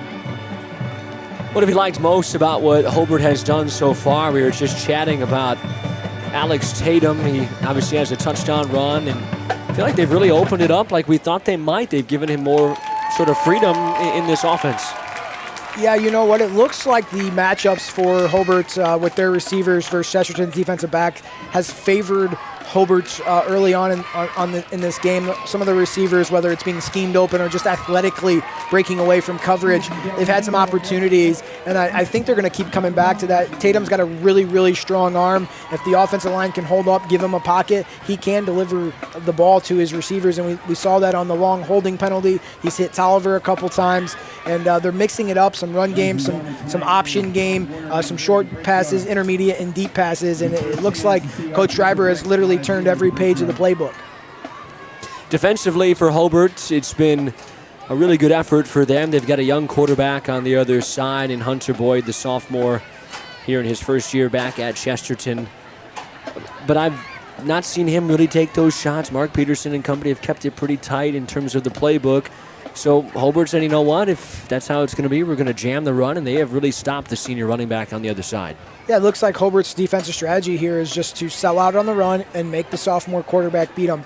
Talking to the Chesterton coaching staff earlier in the day today, you know, they have very high praise for Boyd at quarterback. Said he's just a natural thrower, quick release, makes good decisions, and I look for them to open it up here in the second half. You know, the DAC, which is what Chesterton plays in, is an extremely tough conference. He's going to have to be able to make those throws. So tonight is an opportunity to open it up and let him cook. Let him see what he's got. Let him get that quick release going and challenge the Hobart defense in the secondary. Is that the recipe for Chesterton in this second half? They have to open it up? I think so. I think they got to get to the perimeter a little bit, stop trying to run the ball up the middle, utilize some misdirection, get the ball out to the flats, which, as we saw earlier, when they started to stretch it out a little bit, the defense started to stretch it out. Then they were able to hit a couple runs up the middle. They weren't committed to it, but I look in the second half to mix it up, throw some short routes on the perimeter, hit some gaps up the middle, and then look to take your shots deep. It's a 20-3 lead here for Hobart, and it's a big night for the Brickies too, and all those little guys on the field, and a nice crowd here. We talked about it earlier, and part of that is Pop Warner here, and obviously this is where it all starts. This is a rich tradition in Hobart. The Pop Warners got a couple hundred kids out here playing Pop Warner football. When I was a kid, this was just one of the greatest nights of the year. You get to put your pads on and you get to go play on the big football field under the Friday night lights. And these are memories that these kids will remember for the rest of their lives. And so far, they have been treated to a show as the hometown team is up 17 points here at halftime as we step aside. Get ready, Region. It's time to Wing and Roll 2025. Friday, September 5th at Bulldog Park in Crown Point. Mental Health America of Northwest Indiana brings you the biggest, boldest fundraiser of the year. Taste wings from the region's best chefs. Jam to live music from Backstory NWI. Play games, win prizes, and cast your vote for the best wings in Northwest Indiana. And this year, we're going back to the 80s. So throw on your leg warmers and get ready to party. Tickets sold out last year, so don't wait. Grab yours today and join us for Wing and Roll 2025. Life's biggest challenges don't come with a warning. When legal issues arise, whether it's a car accident, personal injury, criminal charge, or representing you before municipal boards, you need a trusted advocate on your side. At Westland & Bennett, we listen first because your story matters. We provide strategic, personalized legal solutions to protect your rights, your freedom, and your future. Peace of mind starts with a conversation. Call 219-440-7550 today for a free consultation. Tech Credit Union supports the essential role of union labor in building strong communities. That's why we offer hassle-free banking, financial empowerment, and a commitment to your success. Save for the future, handle life's challenges, and trust a partner that stands by hardworking union members. Tech Credit Union, the better option for you and your money. Visit techcu.org or call 800-276-8324. Tech Credit Union, supporting union families every step of the way. Want to save more on your grocery shopping? Join the Strack and Van Til Rewards program. Earn points on every purchase and watch the savings add up. Get personalized offers based on items you buy most. Clip digital coupons for discounted or free products. Enter sweepstakes and more. Not a member? Sign up now. Membership is free. Scan the code on in-store signage. Download the Strack and Van Til app or visit strackandvantil.com. Life made simple. Savings made easy. It's a Strack and Van Til thing. Powers Health is committed to advancing medical care and technology in our area. Cancer research and clinical trials so you can explore new horizons. Heart care expertise with a collaborative team of specialists so you can create more memories together. Northwest Indiana's only certified comprehensive stroke center so you can cover new ground. When it comes to advanced care, look no further. Everything we do, everything we believe, powers health. Popa Heating and Cooling is now here to service your area. Since 1968, we have been Northwest Indiana's trusted HVAC experts. Whether it's installing, repairing, or maintaining your heating and cooling systems, our professional and friendly service ensures you stay comfortable year-round. From furnaces and air conditioners to boilers and humidifiers, we handle it all. For tailored maintenance plans, 24/7 emergency response, and premium HVAC solutions, visit popahvac.com or call 219-838-7700.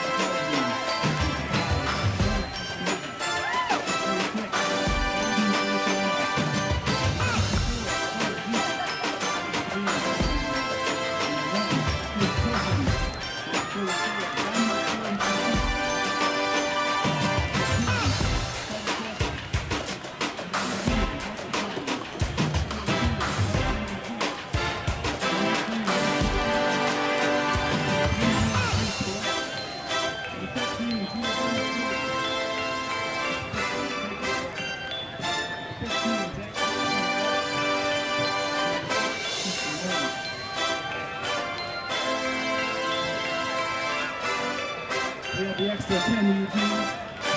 Head coach Kevin Golden, assistant coach Justin Cook, Adam Holland, David Lucian, David Becker.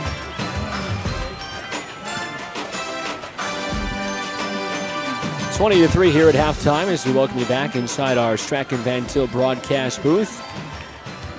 It is a 17-point advantage for the hometown team as second half is about 7 minutes away from starting. And just looking bigger picture, some scores from across the region. Highland is trailing Griffith, but has some momentum going towards the end zone, down 28-14 right before halftime.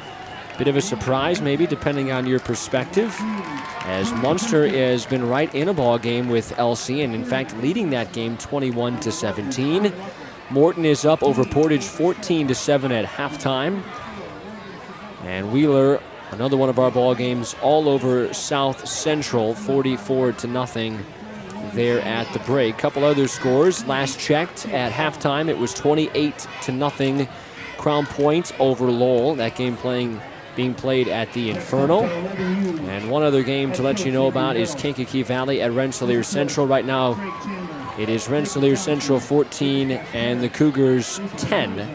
That game just starting in the second half. So as you think about the landscape, Josh, of football across the region, let's look at the NCC first. Of course, the birth this year and the first day of our NCC network, making some history with that. And I think for this year, you look at the conference, and there's been many years where I thought, man, there's 3 or 4 teams who could win this, but I think it's really going to come down to 2 most likely.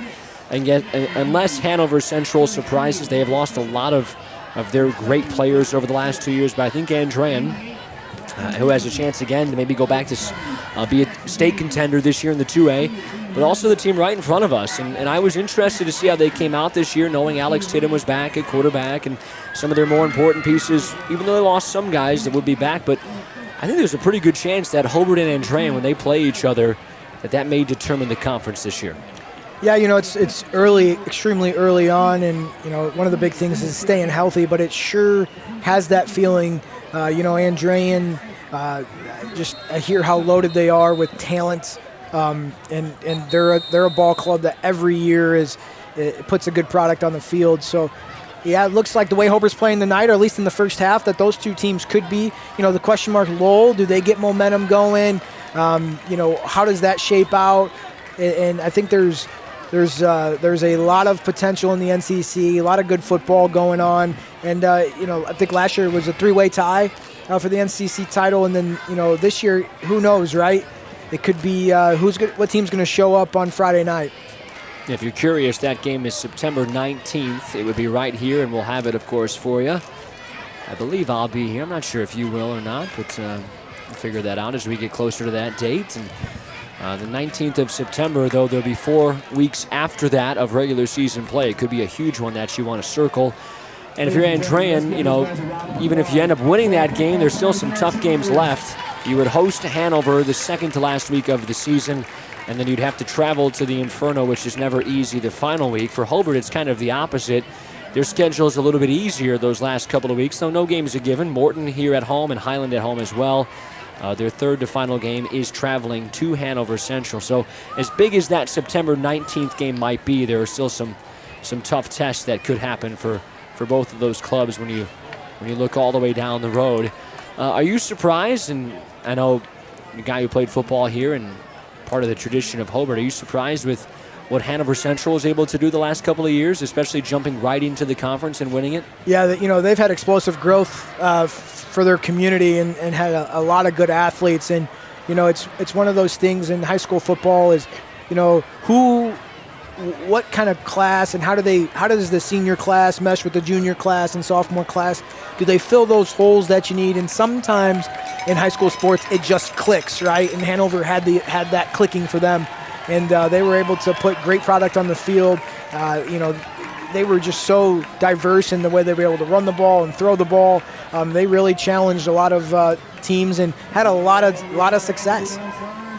Yeah, it was pretty amazing. I thought, man, this is a group that's done a great job, and they look really talented. But I thought, man, let's see how they stack up against some of the big guys, against Hobart and against Lowell, and can they run the ball and do these things? And here's Caden Verrett. Obviously, he's a special talent, but here he is running around and doing big things. And we'll see. They lost a lot of players. You got a coaching change, and there's so many different factors for them. But we'll see if Hanover's able to still be involved in the mix throughout this year. And you look at some of the other teams. I think when you think about this conference too, I've always had a belief that there's certain teams that need to be good in Northwest Indiana for football to be good. It's like, if the Knicks are better, the NBA is good, right? Like, people will say that kind of stuff. And there's truth to that. I think in terms of football in the region, there's a few teams. I think, man, if Griffith is good, it makes things better. if Hobart's good, if Whiting's good at football, man, it's just it elevates everything around. And I really feel that way about Lowell and even a little bit about Kankakee Valley. So both of those schools, I think, still trying to make that next jump to where they're at. Yeah, I think it's one of those things. I mean, I know some of them have had coaching changes. And how does that shape out? Does that set you back? Does that push you forward? Do you go back for a year, then springboard forward? How does all that play into your high school product? And the way the communities are shaping down there, and Crown Point, the emergence of Crown Point. Do some guys that are close to the border, they go, they move and go to Crown Point, or vice versa? So there's a lot of mobility in high school sports, and it used to be where you're at a school and you live in a community. That's you play with all your friends and that's where you go. But travel baseball and all the travel sports, it's kind of a weird time to be a high school sports program. Period. Yeah, I like that word you just used. It was sort of like politician talk a little bit, but mobility. I like that. That's the PC way to say it's mobility. Everyone just got a little bit of freedom. They can move around a little. Yeah. But that is the way to say it's kind of a Wild West. Now, I mean, there's the transfer rule, and guys can kind of move around, and people are like, wait a minute, how'd that guy? Oh, okay. And you just, that's how it happens. Yeah, you look at it, it's if you're on the receiving end, you're happy. If you're on the departing end, you're not so happy, right? And so it kind of is, it's one of those things where, you look at the landscape of, even we're seeing it in college football where, you got guys that transfer 5 or 6 times, not saying that happens in high school, but it feels different. And when you're looking at a program from year to year, you're kind of looking, okay, what does my sophomore, freshman, junior class look like? But that could change quickly, right? And so the mobility of folks these days does change the landscape a little bit. Yeah, in college too, it's a little bit different for the college coaches because they're making millions of dollars, if not at minimum hundreds of thousands. And so it's hard to feel bad for guys who get to, basically be around sports and make a lot of money, which is a dream for so many. But at the same time, it's so hard to build a program when you're thinking, okay, I'm going to work really hard at this guy, and he's my post player in basketball, or he's my right guard in football, and maybe he's not ready this year, but we're going to get him close, and then next year will be great, and then next year he's not here. It's crazy. Yeah, and you're looking at previously where, you had guys that played football in the fall, wrestled, or played basketball in the winter and ran track or baseball in the spring. Now we're starting to see some guys focusing on one sport or the other. How does that play in? And so the landscape of high school sports is different than it was, even when I played, which isn't that long ago, and it's just different now.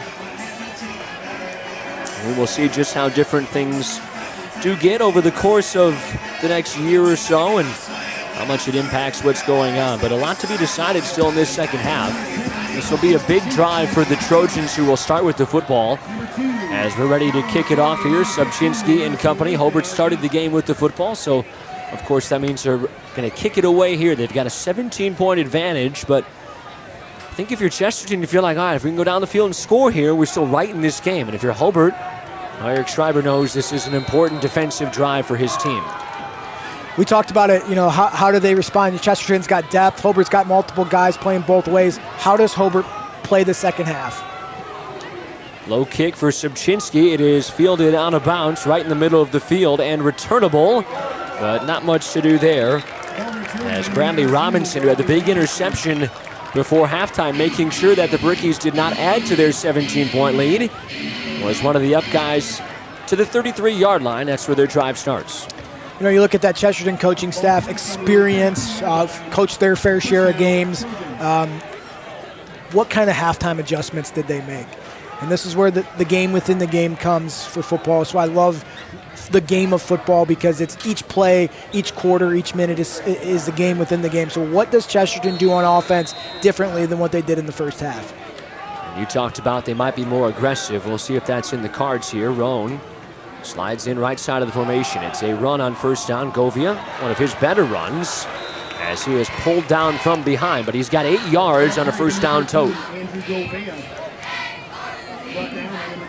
Power run off the left side, getting behind their big offensive lineman, and that's a great start for Chesterton. That's exactly what the doctor ordered to start the second half. Good 8-yard run, stick to what they do, run behind the big offensive lineman. So for one of the few times today we've seen this offense for Chesterton be on schedule. And we'll see if they can play off it after a nice return to the 33. A first down, near first down, puts them almost to midfield. They throw it here, complete to McCoy. He turns, tries to get upfield. Not much for him, but when he caught it, he had a first down, and so they moved the chains to the 44. We talked about getting the ball out quick, right? So we talked about letting Boyd make those quick throws. He's got a quick release, and that's exactly what they did. Quick little hitch route right here to the near side. Those are wins. Those are easy wins for a sophomore quarterback. First down brought to you by IUN. Reminds you that your future starts here, Indiana University Northwest. First down at their own 45-yard line. Trying to set the tone here for the second half after a first half dominated by the Hobart Brickies. Boyd out of the gun, looking to throw here. Fires left, fires, bobbled. and caught eventually as that was pulled in on the far side of the field after a couple of bobbles by Patrick Malkin. We talked about it, quick short passes, let him get the ball out of his hands quick. Don't let the sophomore quarterback read the defense, just quick, boom, designed throws. In high school football, a lot of people think that the quarterback's dropping back, reading defenses. Typically, defense is good. They're going to run the same coverage pretty much all game. So you scheme a play, and the question is, can the quarterback and receiver make the play? Pressure, Govia is going down in the backfield. It's a loss of 4 on the play. You know, that was one of the question marks on the interior of the defensive line. You know, how does Preston Perez, a 5'8", 190 senior, challenge these offensive linemen from Chesterton, and you beat him with speed, and that's exactly what he was able to do right there. That was Josh Diaz who got into the backfield. He was first there, didn't get the tackle, but he hit him first and cleaned up by some teammates. 3rd down and 11. Hunter Boyd trying to keep this drive alive. He's got 2 receivers on either side. It's a straight drop back. They protect him. He takes off. Trying to roll to the sideline. He's got nowhere to go, and he's dragged out of bounds. Barely back to the original line of scrimmage, maybe a couple of yards. Either way, it's 4th down and 9. I like that Chesterton offensive series right there. Well, they didn't get a first down, but they moved the ball. They did things different, quick, short passes. They mixed it up a little bit. I look to them to come back to that throughout the rest of the game. You know, it's 20-3. It probably feels like the weight of the world is on this Chesterton offense, but that offensive series right there, they showed some glimpses of what they're capable of doing. Redmond, remember they had problems earlier with the snap. This one good, so is the punt. It is high and tumbling. It takes a great bounce. Almost problems there for the Brickies, as that ball took a hard bounce into the chest of Sobczynski, who eventually grabbed it and then put it down to the ground. I tell you, as a coach, those are things that keep you up at night right there. Usually when the punt hits the ground, you are getting away from it. Poison, poison, poison, or fire, fire, fire. Get away, get away, get away. But as a return man, you're back there. You're a playmaker, right? You're there to make plays. And so you want the ball, and it's so hard. Fortunate there, that especially when you're fielding it around your own 15-yard line like that. And not only would it be a turnover, but you'd basically be guaranteeing points for Chesterton. But all's good for the Brickies as they come out here with a 4-receiver set. Alex Tatum by himself in the backfield. It's a design run. No, they fake the run. He throws it complete. Sobczynski makes the catch. Darts upfield near the 25. It's a good gain on first down. I like it a lot. That reminds me of the 08 Gators right there. Show quarterback run, quick, hit a quick pass. I like it. It's a 9-yard pickup. And 2nd and 1 coming up for this Bricky offense. I like the Florida flavor to the offense, even though Coach Schreiber is a Tennessee Volunteers fan. 2nd and 1. Pickett joins the quarterback in the backfield. Tatum, good pocket for him, going to take a shot. Looking down the right sideline, really good coverage. As that was a little bit long and incomplete. Robinson running stride for stride. A great coverage right there. You know, it was one of those plays that it's either all or nothing, and great coverage for Chesterton right there. Like the play call in 2nd and short. That's typically where you take a shot. You know, now you're 3rd and manageable. So not a bad play call from the Hobart Brickies right there, letting Tatum just let it rip. You got to feel good about your chances to pick up a yard. Well, Pickett has not gotten the running game going. He's been pretty good at least picking up a yard or two, and of course, maybe the best option, Tatum. Chesterton showing blitz. They've got 3 linebackers up near the line of scrimmage, and they do give it to Pickett, who goes off the right side and easily picks up the first down to the 30-yard line. Instead of running Pickett up the middle, they kind of ran him to the perimeter, kind of a stretch run play right there. And, that Pickett got a little breathing room right there for kind of the first time all night. Another IUN first down as the Brickies move the football with just under 8 minutes to play here in the third quarter. They've got a 20-3 lead in case you just joined us on the radio side. They've got the football here moving right to left on your radio dial, and Tatum just got him to jump off sides. Actually, his own guys jumped. It's a false start, excuse me. That's the risk, right? When you're trying to get them to jump, you run the risk of high school kids, getting excited and jumping offside themselves.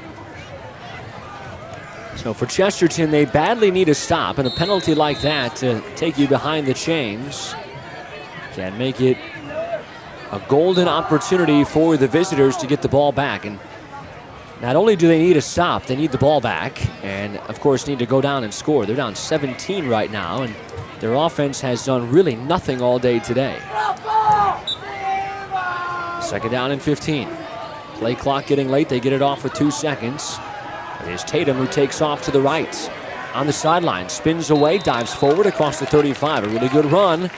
On a 1st and 15, he picks up about 10 yards. Chesterton coach is upset on the sideline as the receiver came in motion. It was kind of like the Canadian Football League right there. He started to bend a little bit towards the line of scrimmage, which in high school you can't have forward momentum towards the line of scrimmage. Like the play call there, though, the design of it, getting momentum going one way, utilizing your big junior quarterback who's ran the ball well all night long to get to the perimeter. And kudos to Max Pickett on the edge right there, being a lead blocker. It's officially a pickup of 11 for Tatum, second down and 4. So behind the change a bit after the penalty, and Tatum gets him back on schedule as he gives to Pickett, who got grabbed across the face mask. I didn't see a marker, or do we see one? It's a couple of yard pickup, and there is, and this is really going to help the Brickies again.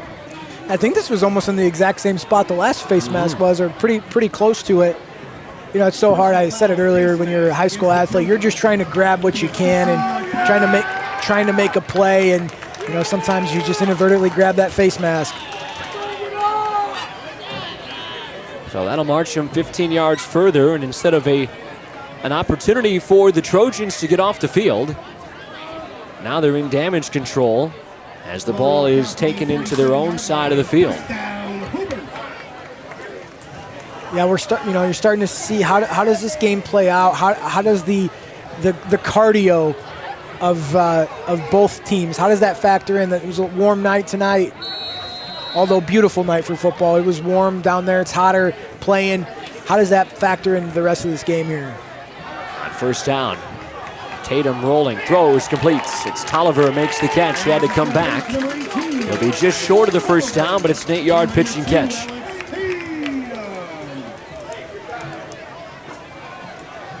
Look for Chesterton to man up here and start putting some pressure, start blitzing guys from all angles, and trying to change the landscape of the game, start being more forceful on defense and putting a little more pressure on Hobart. At this point, they're going to have to start taking some gambles. They're already down 17, and the Brickies are marching again. They have protected Tatum really well. Pressure comes late, throws, sideline, caught out. Tolliver spins back, goes towards the middle, and he turns it into a bit of a better play, and he is showing off why you said there's some guys looking at Bryce Tolliver to maybe play at the next level. Yeah, I like that. I'm an old school guy. I like that he didn't go out of bounds right there, cut it in, tried to make a play. I like it a lot. Oftentimes we see at the next level guys going out of bounds to live to fight another day, but when those are called business decisions. Those are business decisions. Yeah. You're not wrong, but I like the turn it in and play the game, right? No doubt about it. Tried to turn that into a home run instead of just a really nice play. On play action, they throw it out right. Give it to the hot hand. There he goes again.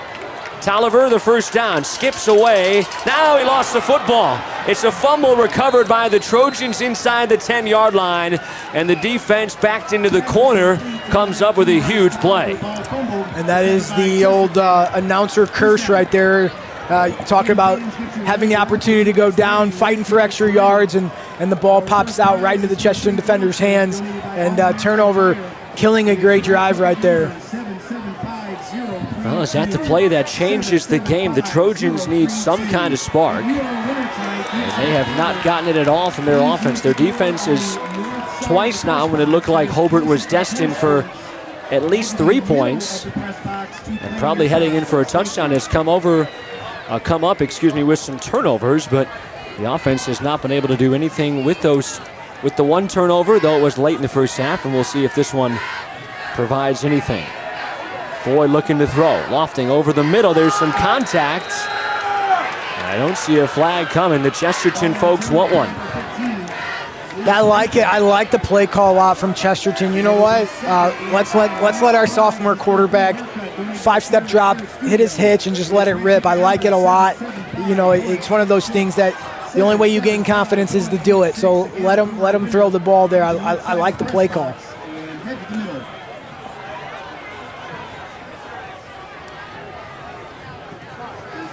So 2nd down and 10. Ball at their own 7-yard line. It's a running play for Govia. He darts back inside, and he picks up 3 to the 11-yard line. You know, it doesn't seem like this early on that this possession is one of those possessions that Chesterton has to get points from, but it kind of gives me that feel here. You know, if they're able to drive down and score going, 90 yards to pay dirt with time on the clock, if they were to punch this in potentially into the fourth quarter, this seems like one of those drives that they have to get some points from. 3rd down and long again for this offense. Boyd throws, that's complete, and that is a first down, as that is pulled in by Gus Wish. You're calling him McCoy earlier, apologize for that, as had some confusion on our roster. And McCoy wearing number 2, but Wish is wearing that number tonight. And he's got a big play for a first down. They ran that play early in the second half, quick hitter, and they came back to it. Success on those plays. Hobart's given a little bit of cushion to those slot receivers. Boyd checks the defense, takes the snap, and throws. This one caught, and a chance to take off into the secondary, and a shoestring tackle preventing Lewis Raffin from maybe going the distance. It's a big play to the 46. There it is right there. Again, they're starting to allow him to make those he's got a quick release. That play, they used the slot receiver to clear out, and the receiver that came in from the outside underneath. Perfect play design for completion. Saw that replay there. All of our replays today are brought to you by LiUNA. Folks at LiUNA remind you to feel the power as you get a look at that play by Lewis Raffin to the 46. The first down brought to you by Indiana University Northwest. And one of the biggest plays, I think by my account, is the biggest play of the day offensively for Chesterton. Pocket breaking down, and down goes the quarterback. He is wrapped up and sacked. It's Aiden Cash who takes him down. Yeah, that was, I think he wanted to get rid of it a little bit quicker than he wanted to. It looked like he pattered maybe one too many times. Good coverage on the backside, and the defense got to him before he can throw the ball away. It's a loss of 7 on the sack. Knocks them back to the 39-yard line. Yeah, Hobart was in press coverage on this near sideline here, and it threw off the timing of the play, which prevented Boyd from getting rid of the ball. 2:25 to play and ticking third quarter. Trojans need to get going a bit. Roan goes in motion. 3 receivers left now as he takes the snap. They try to throw there. It's batted down as Peters swats it away.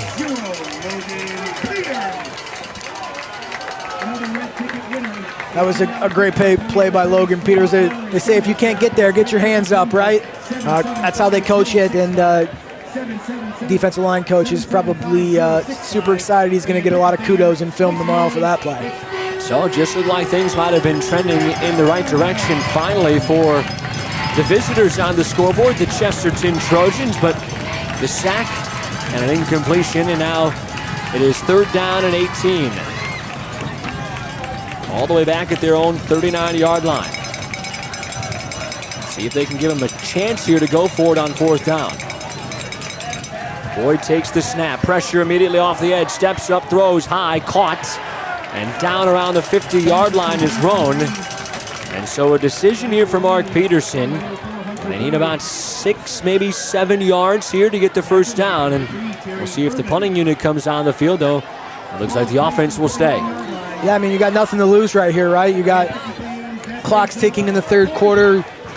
3-possession game. Well, you have to go for it here. It's 4th and manageable.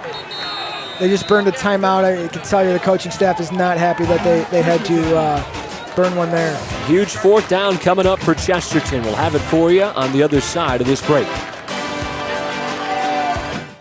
Hello again, everybody. This is Matt Maloney of the Matt Maloney Real Estate Group, powered by Keller Williams of Northwest Indiana. The region is a beautiful place to live, and I've soared to new heights to market your listing to the best and widest possible audience. Call me today at 219-301-0477 or visit mattmaloneyrealtor.com and let's get started. It's not baloney. I'm Matt Maloney.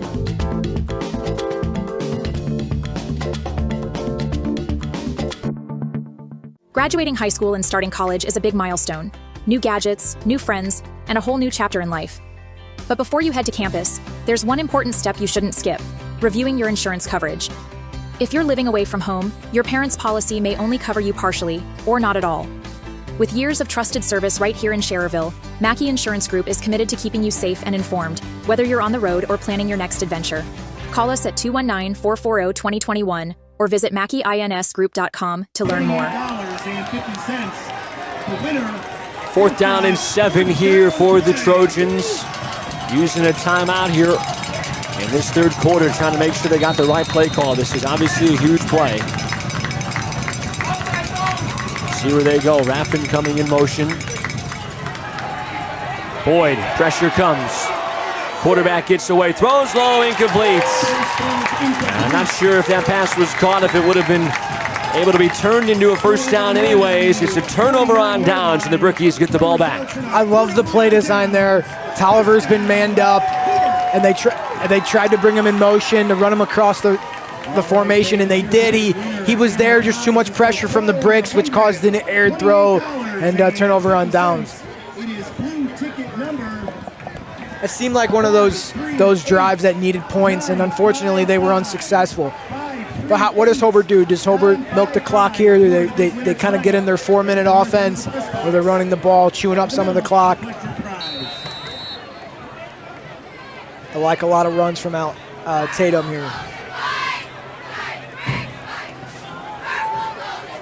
Yeah, it seems like an opportunity if you're Eric Schreiber to really run ball control here. Of course, easier said than done. All of a sudden you run 3 times and go 3 and out and give the ball back. But this is definitely a chance to at minimum get to the 4th quarter. What happened here? Ball was snapped and not everybody moved, and the quarterback's going to pay the price. Tatum goes down in a heap, and that's a loss of 3. I'm really surprised they didn't call false start on that. It looked like the play was snapped, ball was snapped, maybe on 2. I think that's what the Hobart coaching staff's asking right now. Yeah, hey, I don't really care for our quarterback to get tackled by 5 guys. Can we call that one next time? Can we blow a whistle here? Loss of 3 on the play, 2nd down and 13 as the clock hits 1 minute to play in this third quarter. It's all Hobart still, up 20-13 as they're trying to use some clock here. You can see that. Pressure shown up the middle here for the Trojans.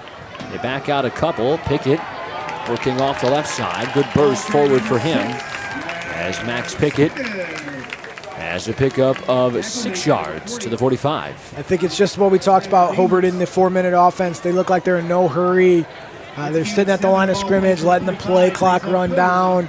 This is kind of where, if you're Hobart, this is a question for you. Can you impose your will when you have to, when they know you're going to run the ball? Are you able to do it? And the Brickies can take this to the 4th quarter. I think they're going to.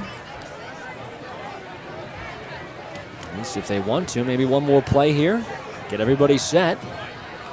And they will run one more. It's Pickett up the middle. And he is taken down at the line of scrimmage. So no gain on the play, but it is the final one of this third frame. And And we'll see what Eric Schreiber wants to do. He's got a 17-point advantage, 1 quarter left. Do you like to work with your hands, creating something from nothing? Then think about Laborers Local 41. You'll get 432 hours of apprenticeship training, all while earning a wage with benefits and incurring no student debt. You'll travel to different job sites, learn tons of skills, and in a lot of cases, be the first one on and the last one off a job site. It all starts at laborers41.com.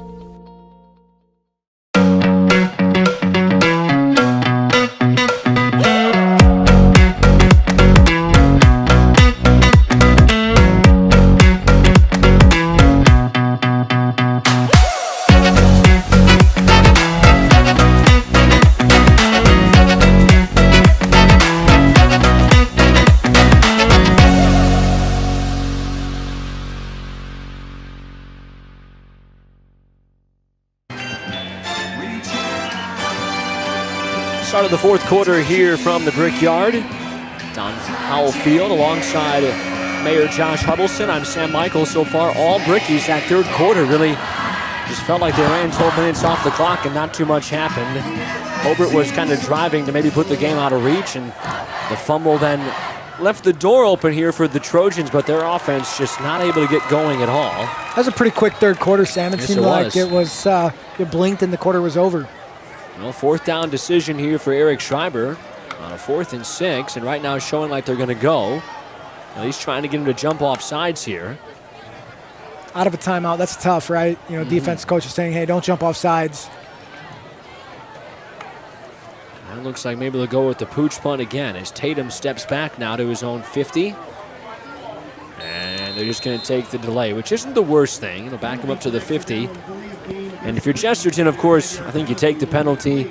There's times maybe you might decline this and say, hey, you're just trying to get some breathing room for that punt, right? But at the same time, you don't want any chance for the Brickies to go for this. So you'll take that penalty, and Hobart doesn't care much. They're going to kick it away. It's like the Bill Belichick, right? He would decline the penalty. Yeah.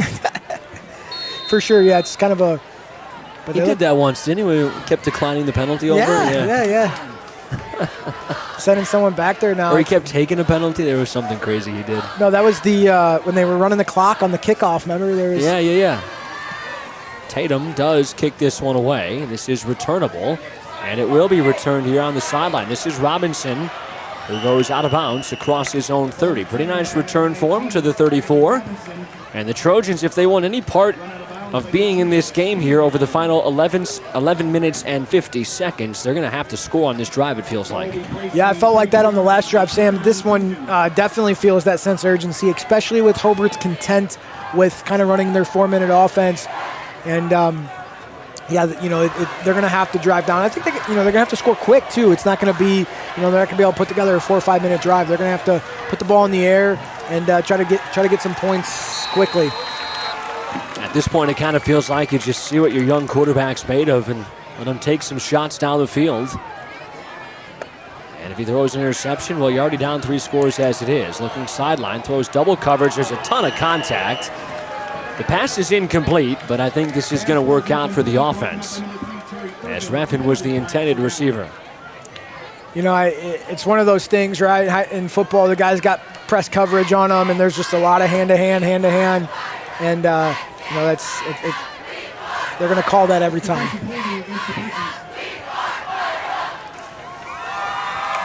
I like it, though. I like the back shoulder throw. It looked good.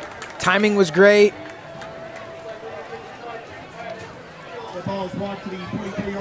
They're going to have a lot of those. So it is a first down after the defensive holding. And that gives them some more breathing room here to the 44-yard line.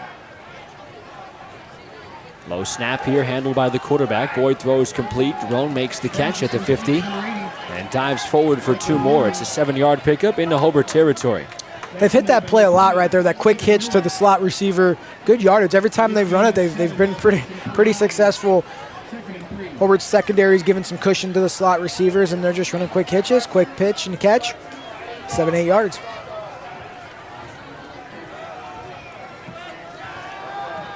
Second down and 3. Boyd again throwing short. This one bobbled and held on to. Pretty much the same play. Quick turnaround for Roan out of the slot. He's got a first down. That is the Wally McCormick is the quarterback's coach, and he is not afraid to run the same play over and over and over again. If he finds one that works, he'll run it and run it. Well, little Duncan dive down the field here for Chesterton, though of course the clock does stop on first downs, which helps their case, but they need some big plays here. Bad snap. Boyd eventually gets on it, now trying to take off. Looking for the Hobart sideline, and instead of a huge loss, he's able to pick up a couple of yards to give him 2. That was his best case scenario right there. Fumbled the snap and was able to scoot out the back end here and pick up some positive yards. It's great to see how Boyd has matured in this game. He looks wise beyond the sophomore, right? Because some sophomore quarterbacks pick that ball up and try to make the play. He recognized it, got out of bounds.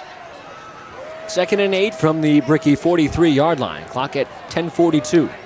Another tough one to handle. Miscommunication there. As the quarterback thought the intended receiver was headed to the sideline, that was Wish. And instead he was running down the field, I think, to block. And nobody was there. It looked like it could have been a wheel route.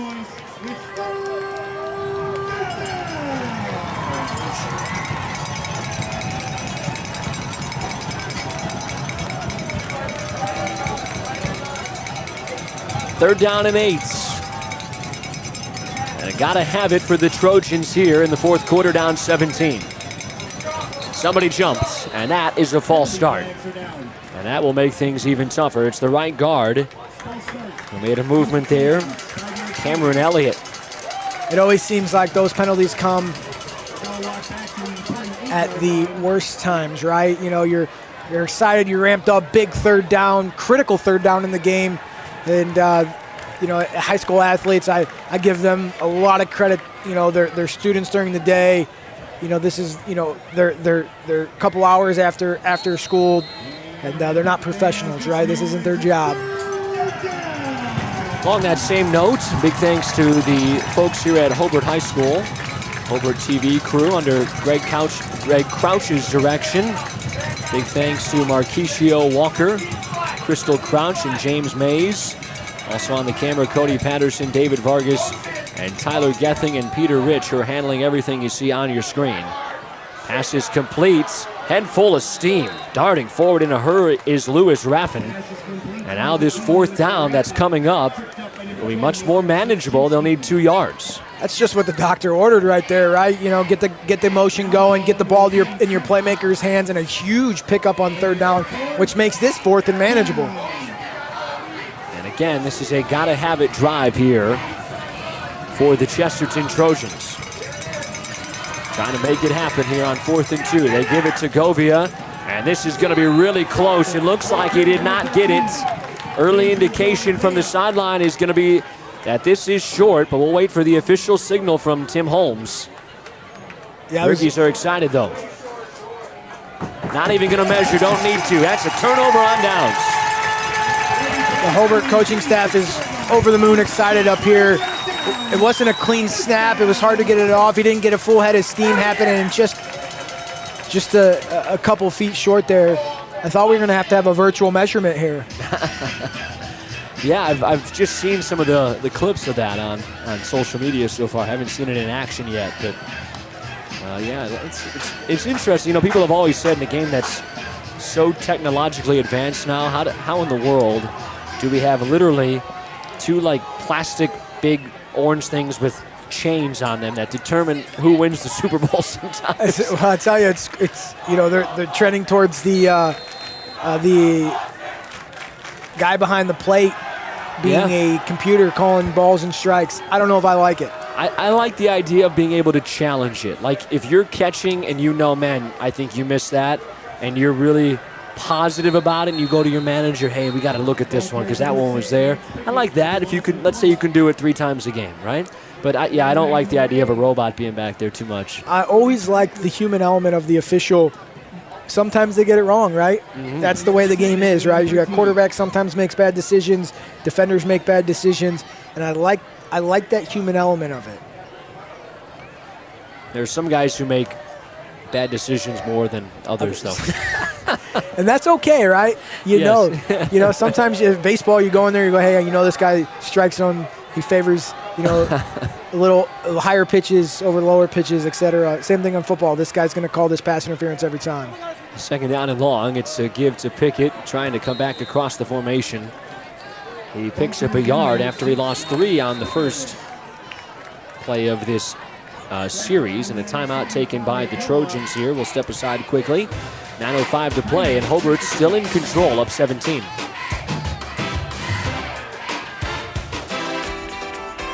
Embrace every opportunity. At Indiana University Northwest, you'll research alongside experts, develop career-ready skills, and accomplish your lifelong dreams.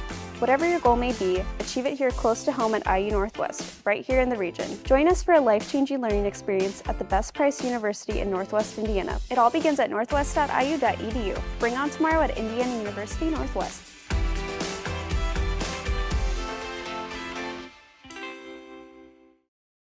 Have you ever considered becoming an iron worker? Local 395 is now accepting applications for their apprenticeship program. Go to ironworkers395.com. Look under the training section, click on apprenticeship, and scroll down to the application. You must be 18 years old, have a high school diploma or GED, and you must be physically able to perform the work of the trade. Find out more by calling the apprenticeship school in Lake Station at 219-962-7675 or visit ironworkers395.com.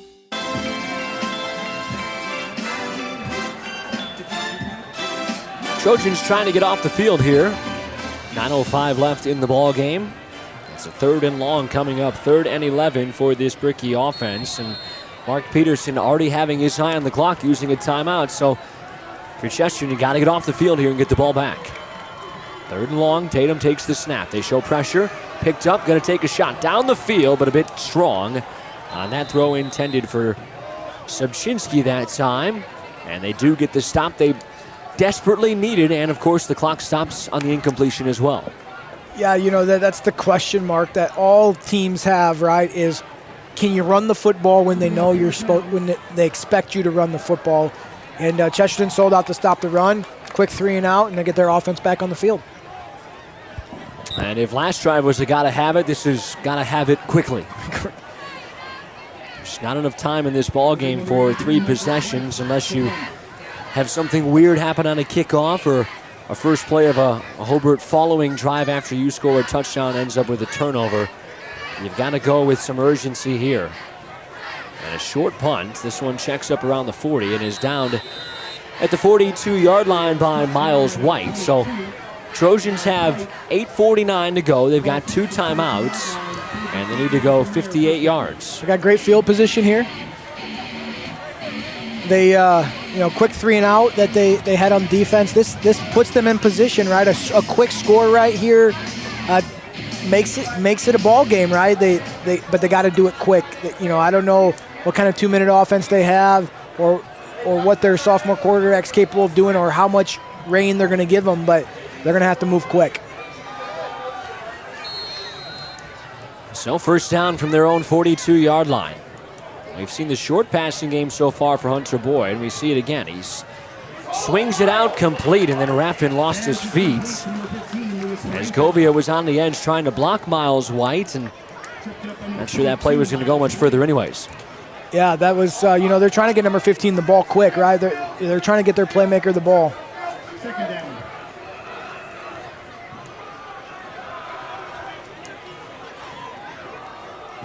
On second down and long. Throwing, tight quarters, caught around the 45-yard line. That's Roan who makes the catch. He has been the top target for Boyd, and he's got a 7-yard pickup. They've had a lot of success on that play. It's that quick hitch to the slot receiver. Hobart's playing, their safeties are back, and this guy's just sitting right in that hole, and Boyd's playing pitch and catch.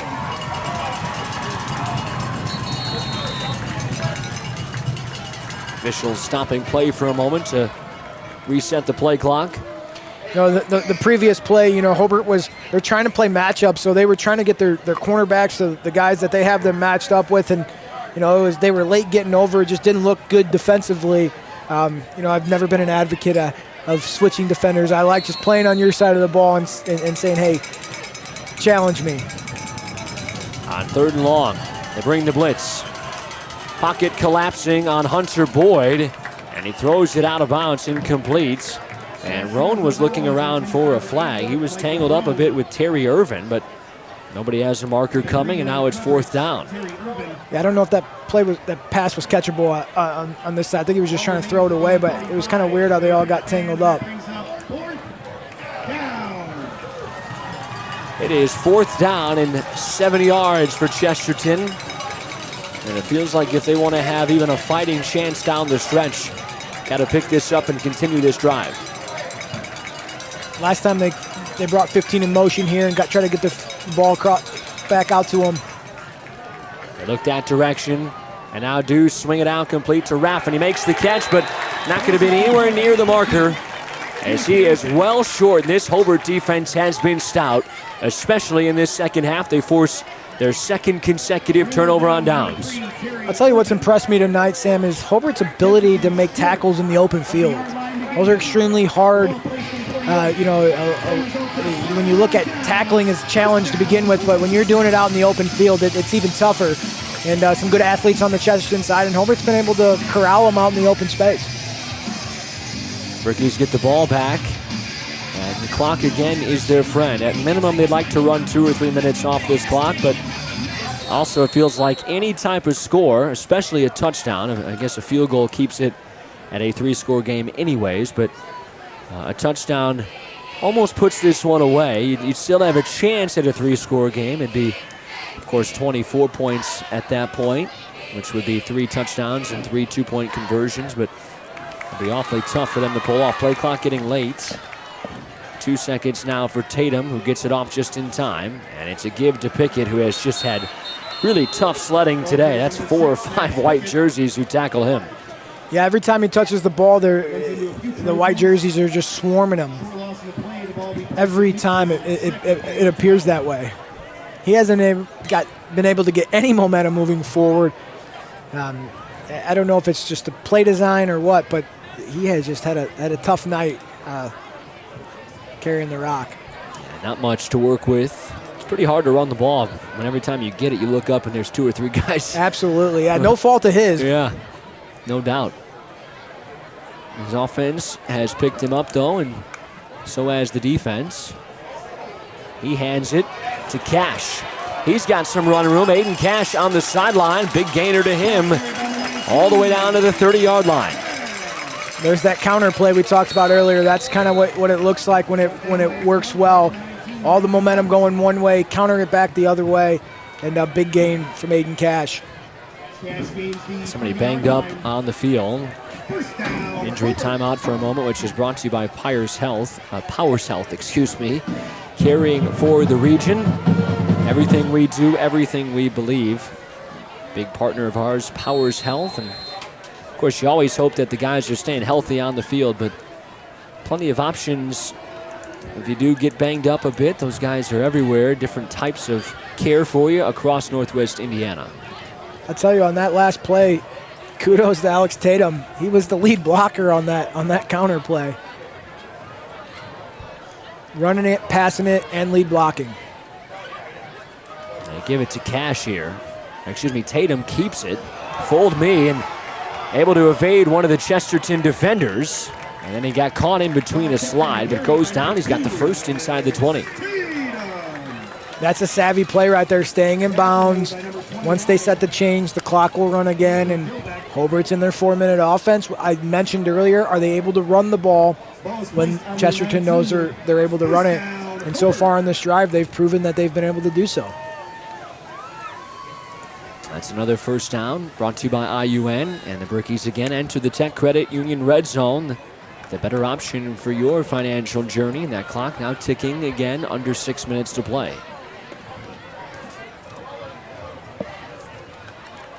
And Hobart, as they should, in no hurry. As we take a look at our Doc's Smokehouse scoreboard, and how about the Mustangs? Up 28-24 right now with 5.5 to play in the fourth quarter, as Tatum keeps this one, and he is going to lose a couple of yards back to the 22.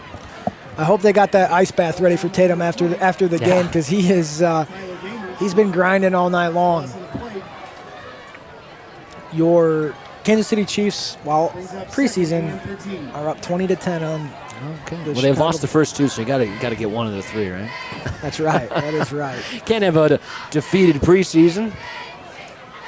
Got to build some momentum. I guess they will face a challenging schedule this year, I tell you.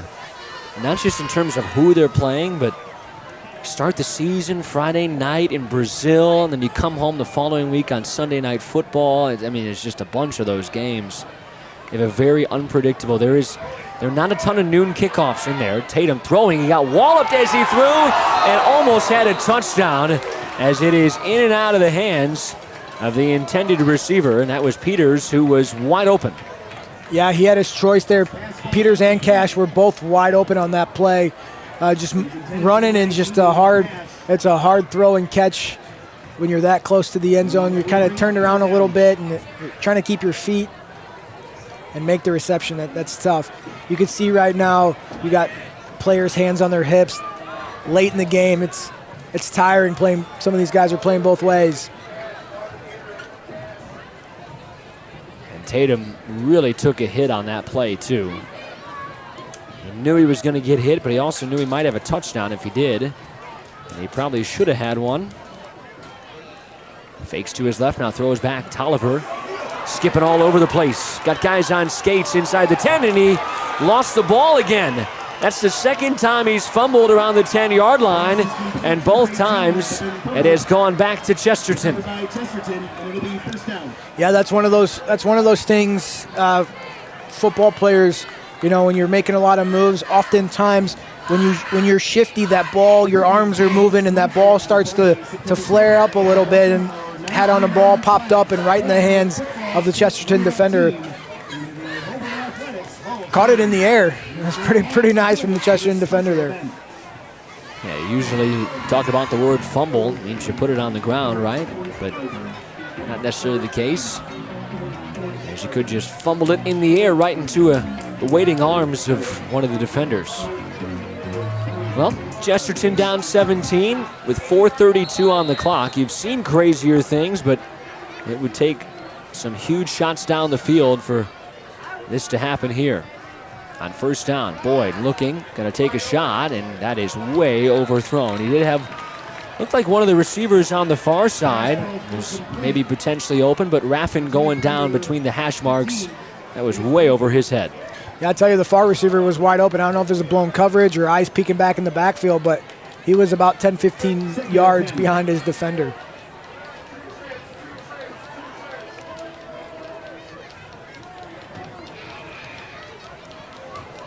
So on 2nd and 10, out of the gun is Boyd. Wants to throw short, it's Roan. By far his favorite target of the day, and he's got a first down catch across the 20-yard line. I like that play right there from Chesterton. They've been running the quick hitch to the slot receiver. That time they kind of ran a whip out where he sits and then peels out. The Hobart defender jumped the route and he was able to hit him on the out.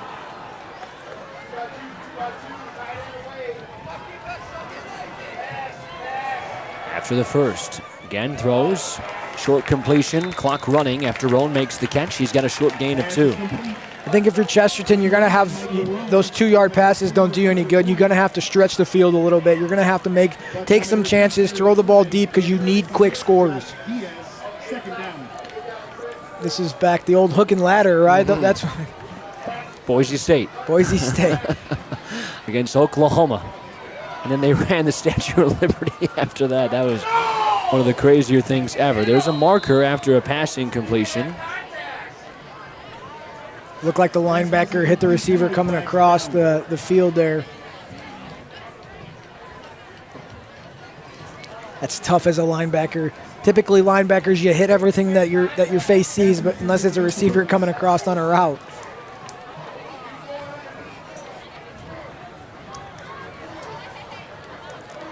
When the ball's in the air, you can't hit them.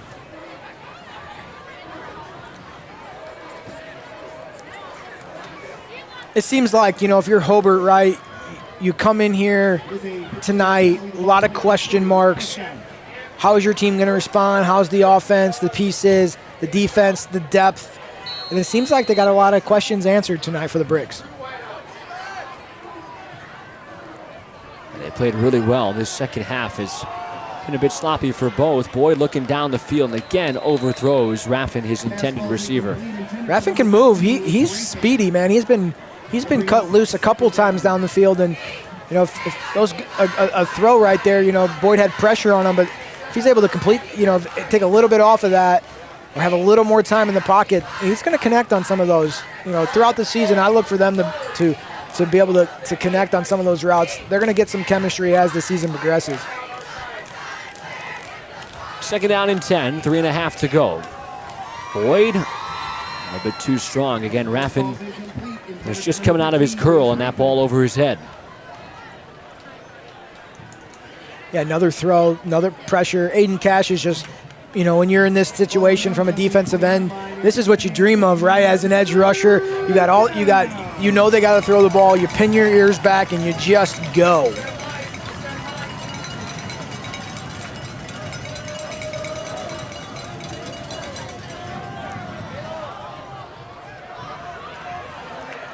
That one caught across the 50. And good enough for a first down. As first time today we've seen a pass completion to Max Sulfin. And that is a first down. Yeah, I mean, that kind of area, that zone right there has been Boyd's favorite place to throw the ball.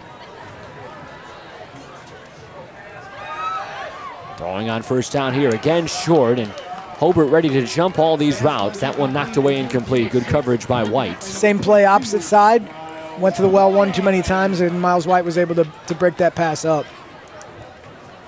You start now, what do you do? Typically when you see a guy jump a route like that, you typically come back to potentially a double move, right? Pump fake and then go up.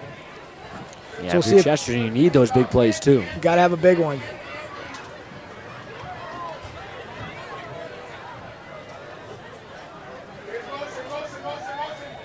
They bring Raffin in motion. They throw it to him. Trying to get away. Lost the football. White knocked it out. Recovers it himself. I bet when he watches film tomorrow, he had a lot of room to scoop that play up. But, as a coach, you're happy that your guy falls on it, right? Because now you retain possession. What a great play. Fought through the block, punched the ball out, and recovered it. And it feels like that play, pretty much going to wrap this one up.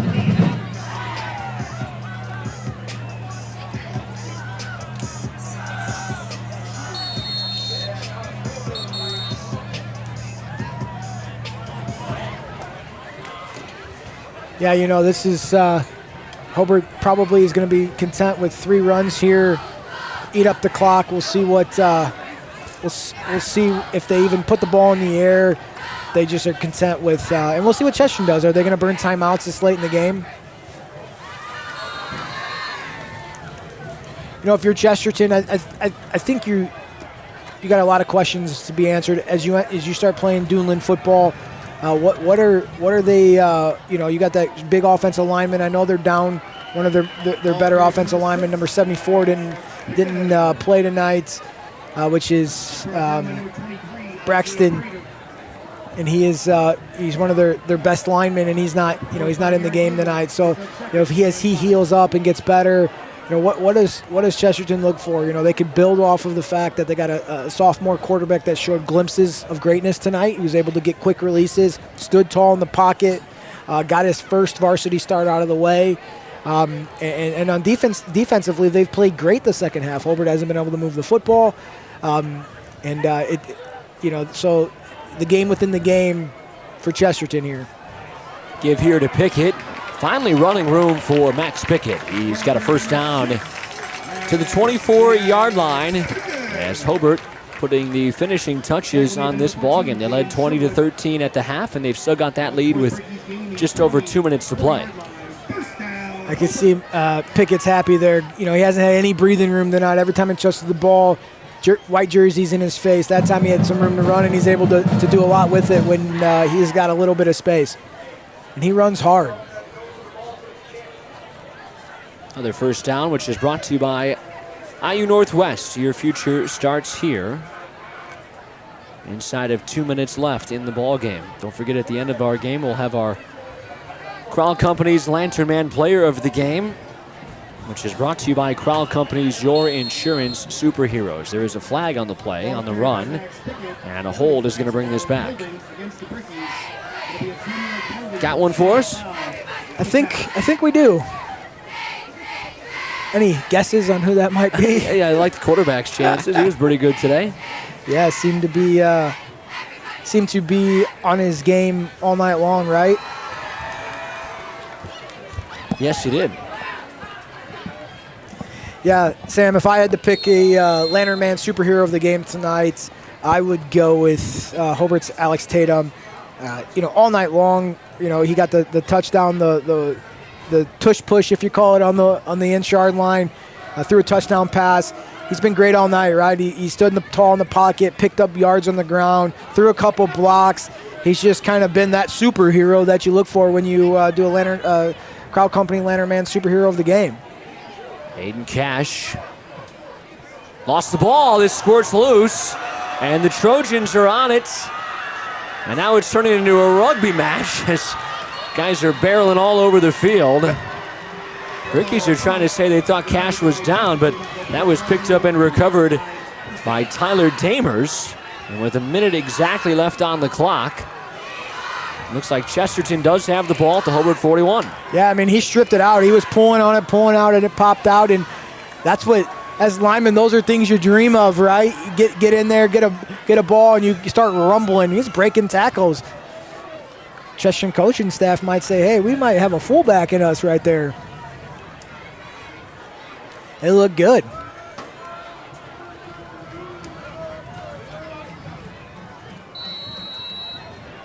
If you're Hobart, it's not the way you want to end the game. You want to end the game on a positive note. No doubt, yeah. Run the clock out. I always like to kneel it down and hand the ball to the official. Surprised they weren't in victory formation, right? Right. But, in terms of conference, this game doesn't mean anything from a conference standpoint. So what are they getting looks at? Are they trying to be able to run the ball when Chesterton knows they're trying to run it? Are they trying to build on their identity of who they are? So there's a lot of questions that probably the coaches were thinking as they were still calling plays. Boyd back to pass here on second down, throws over the middle, and that is over the head of his intended receiver, Max Soffen. 30 seconds left. I like it. I like that Chesterton's still slinging it, right? Let that sophomore quarterback get as many repetitions as he can. He stood tall in the pocket all night long. Let him throw one. Let him try to get a touchdown here. I'm a huge fan of that. Yeah. And obviously, as the sophomore, as we've stressed on tonight, there's going to be plenty of times for him to grow. So these moments don't just mean zero to him. They could be valuable in a game that is a little bit closer and one you have an opportunity to win later in the year. Throw short complete. That is grabbed by Gus Wish down at the 32-yard line. The clock continues to run out. 20 seconds to play. Maybe time for one, at most two more plays here for the Trojans. Let it fly in the end zone, right? That's what Patrick Mahomes would do, right? That's right. That's what they did in the Super Bowl. Otherwise, they might have lost by 60. Snap here for Boyd. Pressure coming on the quarterback as he throws low, incomplete. There is 1 second left, so he will have a chance for one more play. That is turnover on downs. Oh, you're right. That's right. It was fourth down. Excuse me. Lost track there. So another turnover on downs. They will get to end the game on a victory formation. And they're going to win this ball game 20-13. Again, a big thanks to our crew here, Crystal Crouch, James Mays, Marquisio Walker, along with Cody Patterson and David Vargas, and our two guys up here in the booth with us, Peter Rich, directing, and our graphics, everything you saw on your screen today, Tyler Gething responsible for. And of course, great work by you, partner. Seamless, easy. Yeah, you know what? I tell you, this is good. Kudos to the Hobart High School TV team that they do a great job, right? Put on a great show. It's a great night of football, great week one. More questions than answers for a lot of teams across the region, and you live to fight another day, right? We're in full football mode. No doubt, yeah. It's one of those things, and there'll be those overreactions, right? That first game, and opening day in baseball, it feels so important, and there's so many more games. Obviously, there's only 9 of these regular season ones, but sometimes people do go a little bit crazy in week 1. And like Hobart, I know Coach Schreiber talked a lot about it in our media day. Hey, we didn't start great, but by the end of the year, we felt like we were playing pretty good football and just, didn't get it done in the postseason game, lost by a point. But better start today, and then they're hoping that by the end of the year, of course, that they'll be in really their full swing. Yeah, you know what? Trust the process, right? All teams across the region, week 1 is there's a lot of jitters, things happening. You don't know exactly what your true identity is yet. You come out of summer into your first couple weeks, school, lots of getting back in the swing of things, and so the first game's always a tough one. No doubt about it. Again, partner, appreciate it. Great job by you. Kudos to you. Yes, yeah. Great time. Time flew by. They always say time flies when you're having fun. Hope I made it easy for you, and you're a professional, so it was a lot of fun for me. Again, thanks to our entire crew under Greg Crouch's direction, for my partner, Josh Huddleston. I'm Sam Michael. It's been fun to bring it to you tonight. All the folks here, thanks to Mike Black, as always, being inviting, a big part of our NCC network. All of our ADs make this possible, and all the folks here. Congrats to Coach Schreiber and company. They start the season 1-0 with a 20-17 victory. For everybody I just mentioned, I'm Sam Michael. We'll see you next week.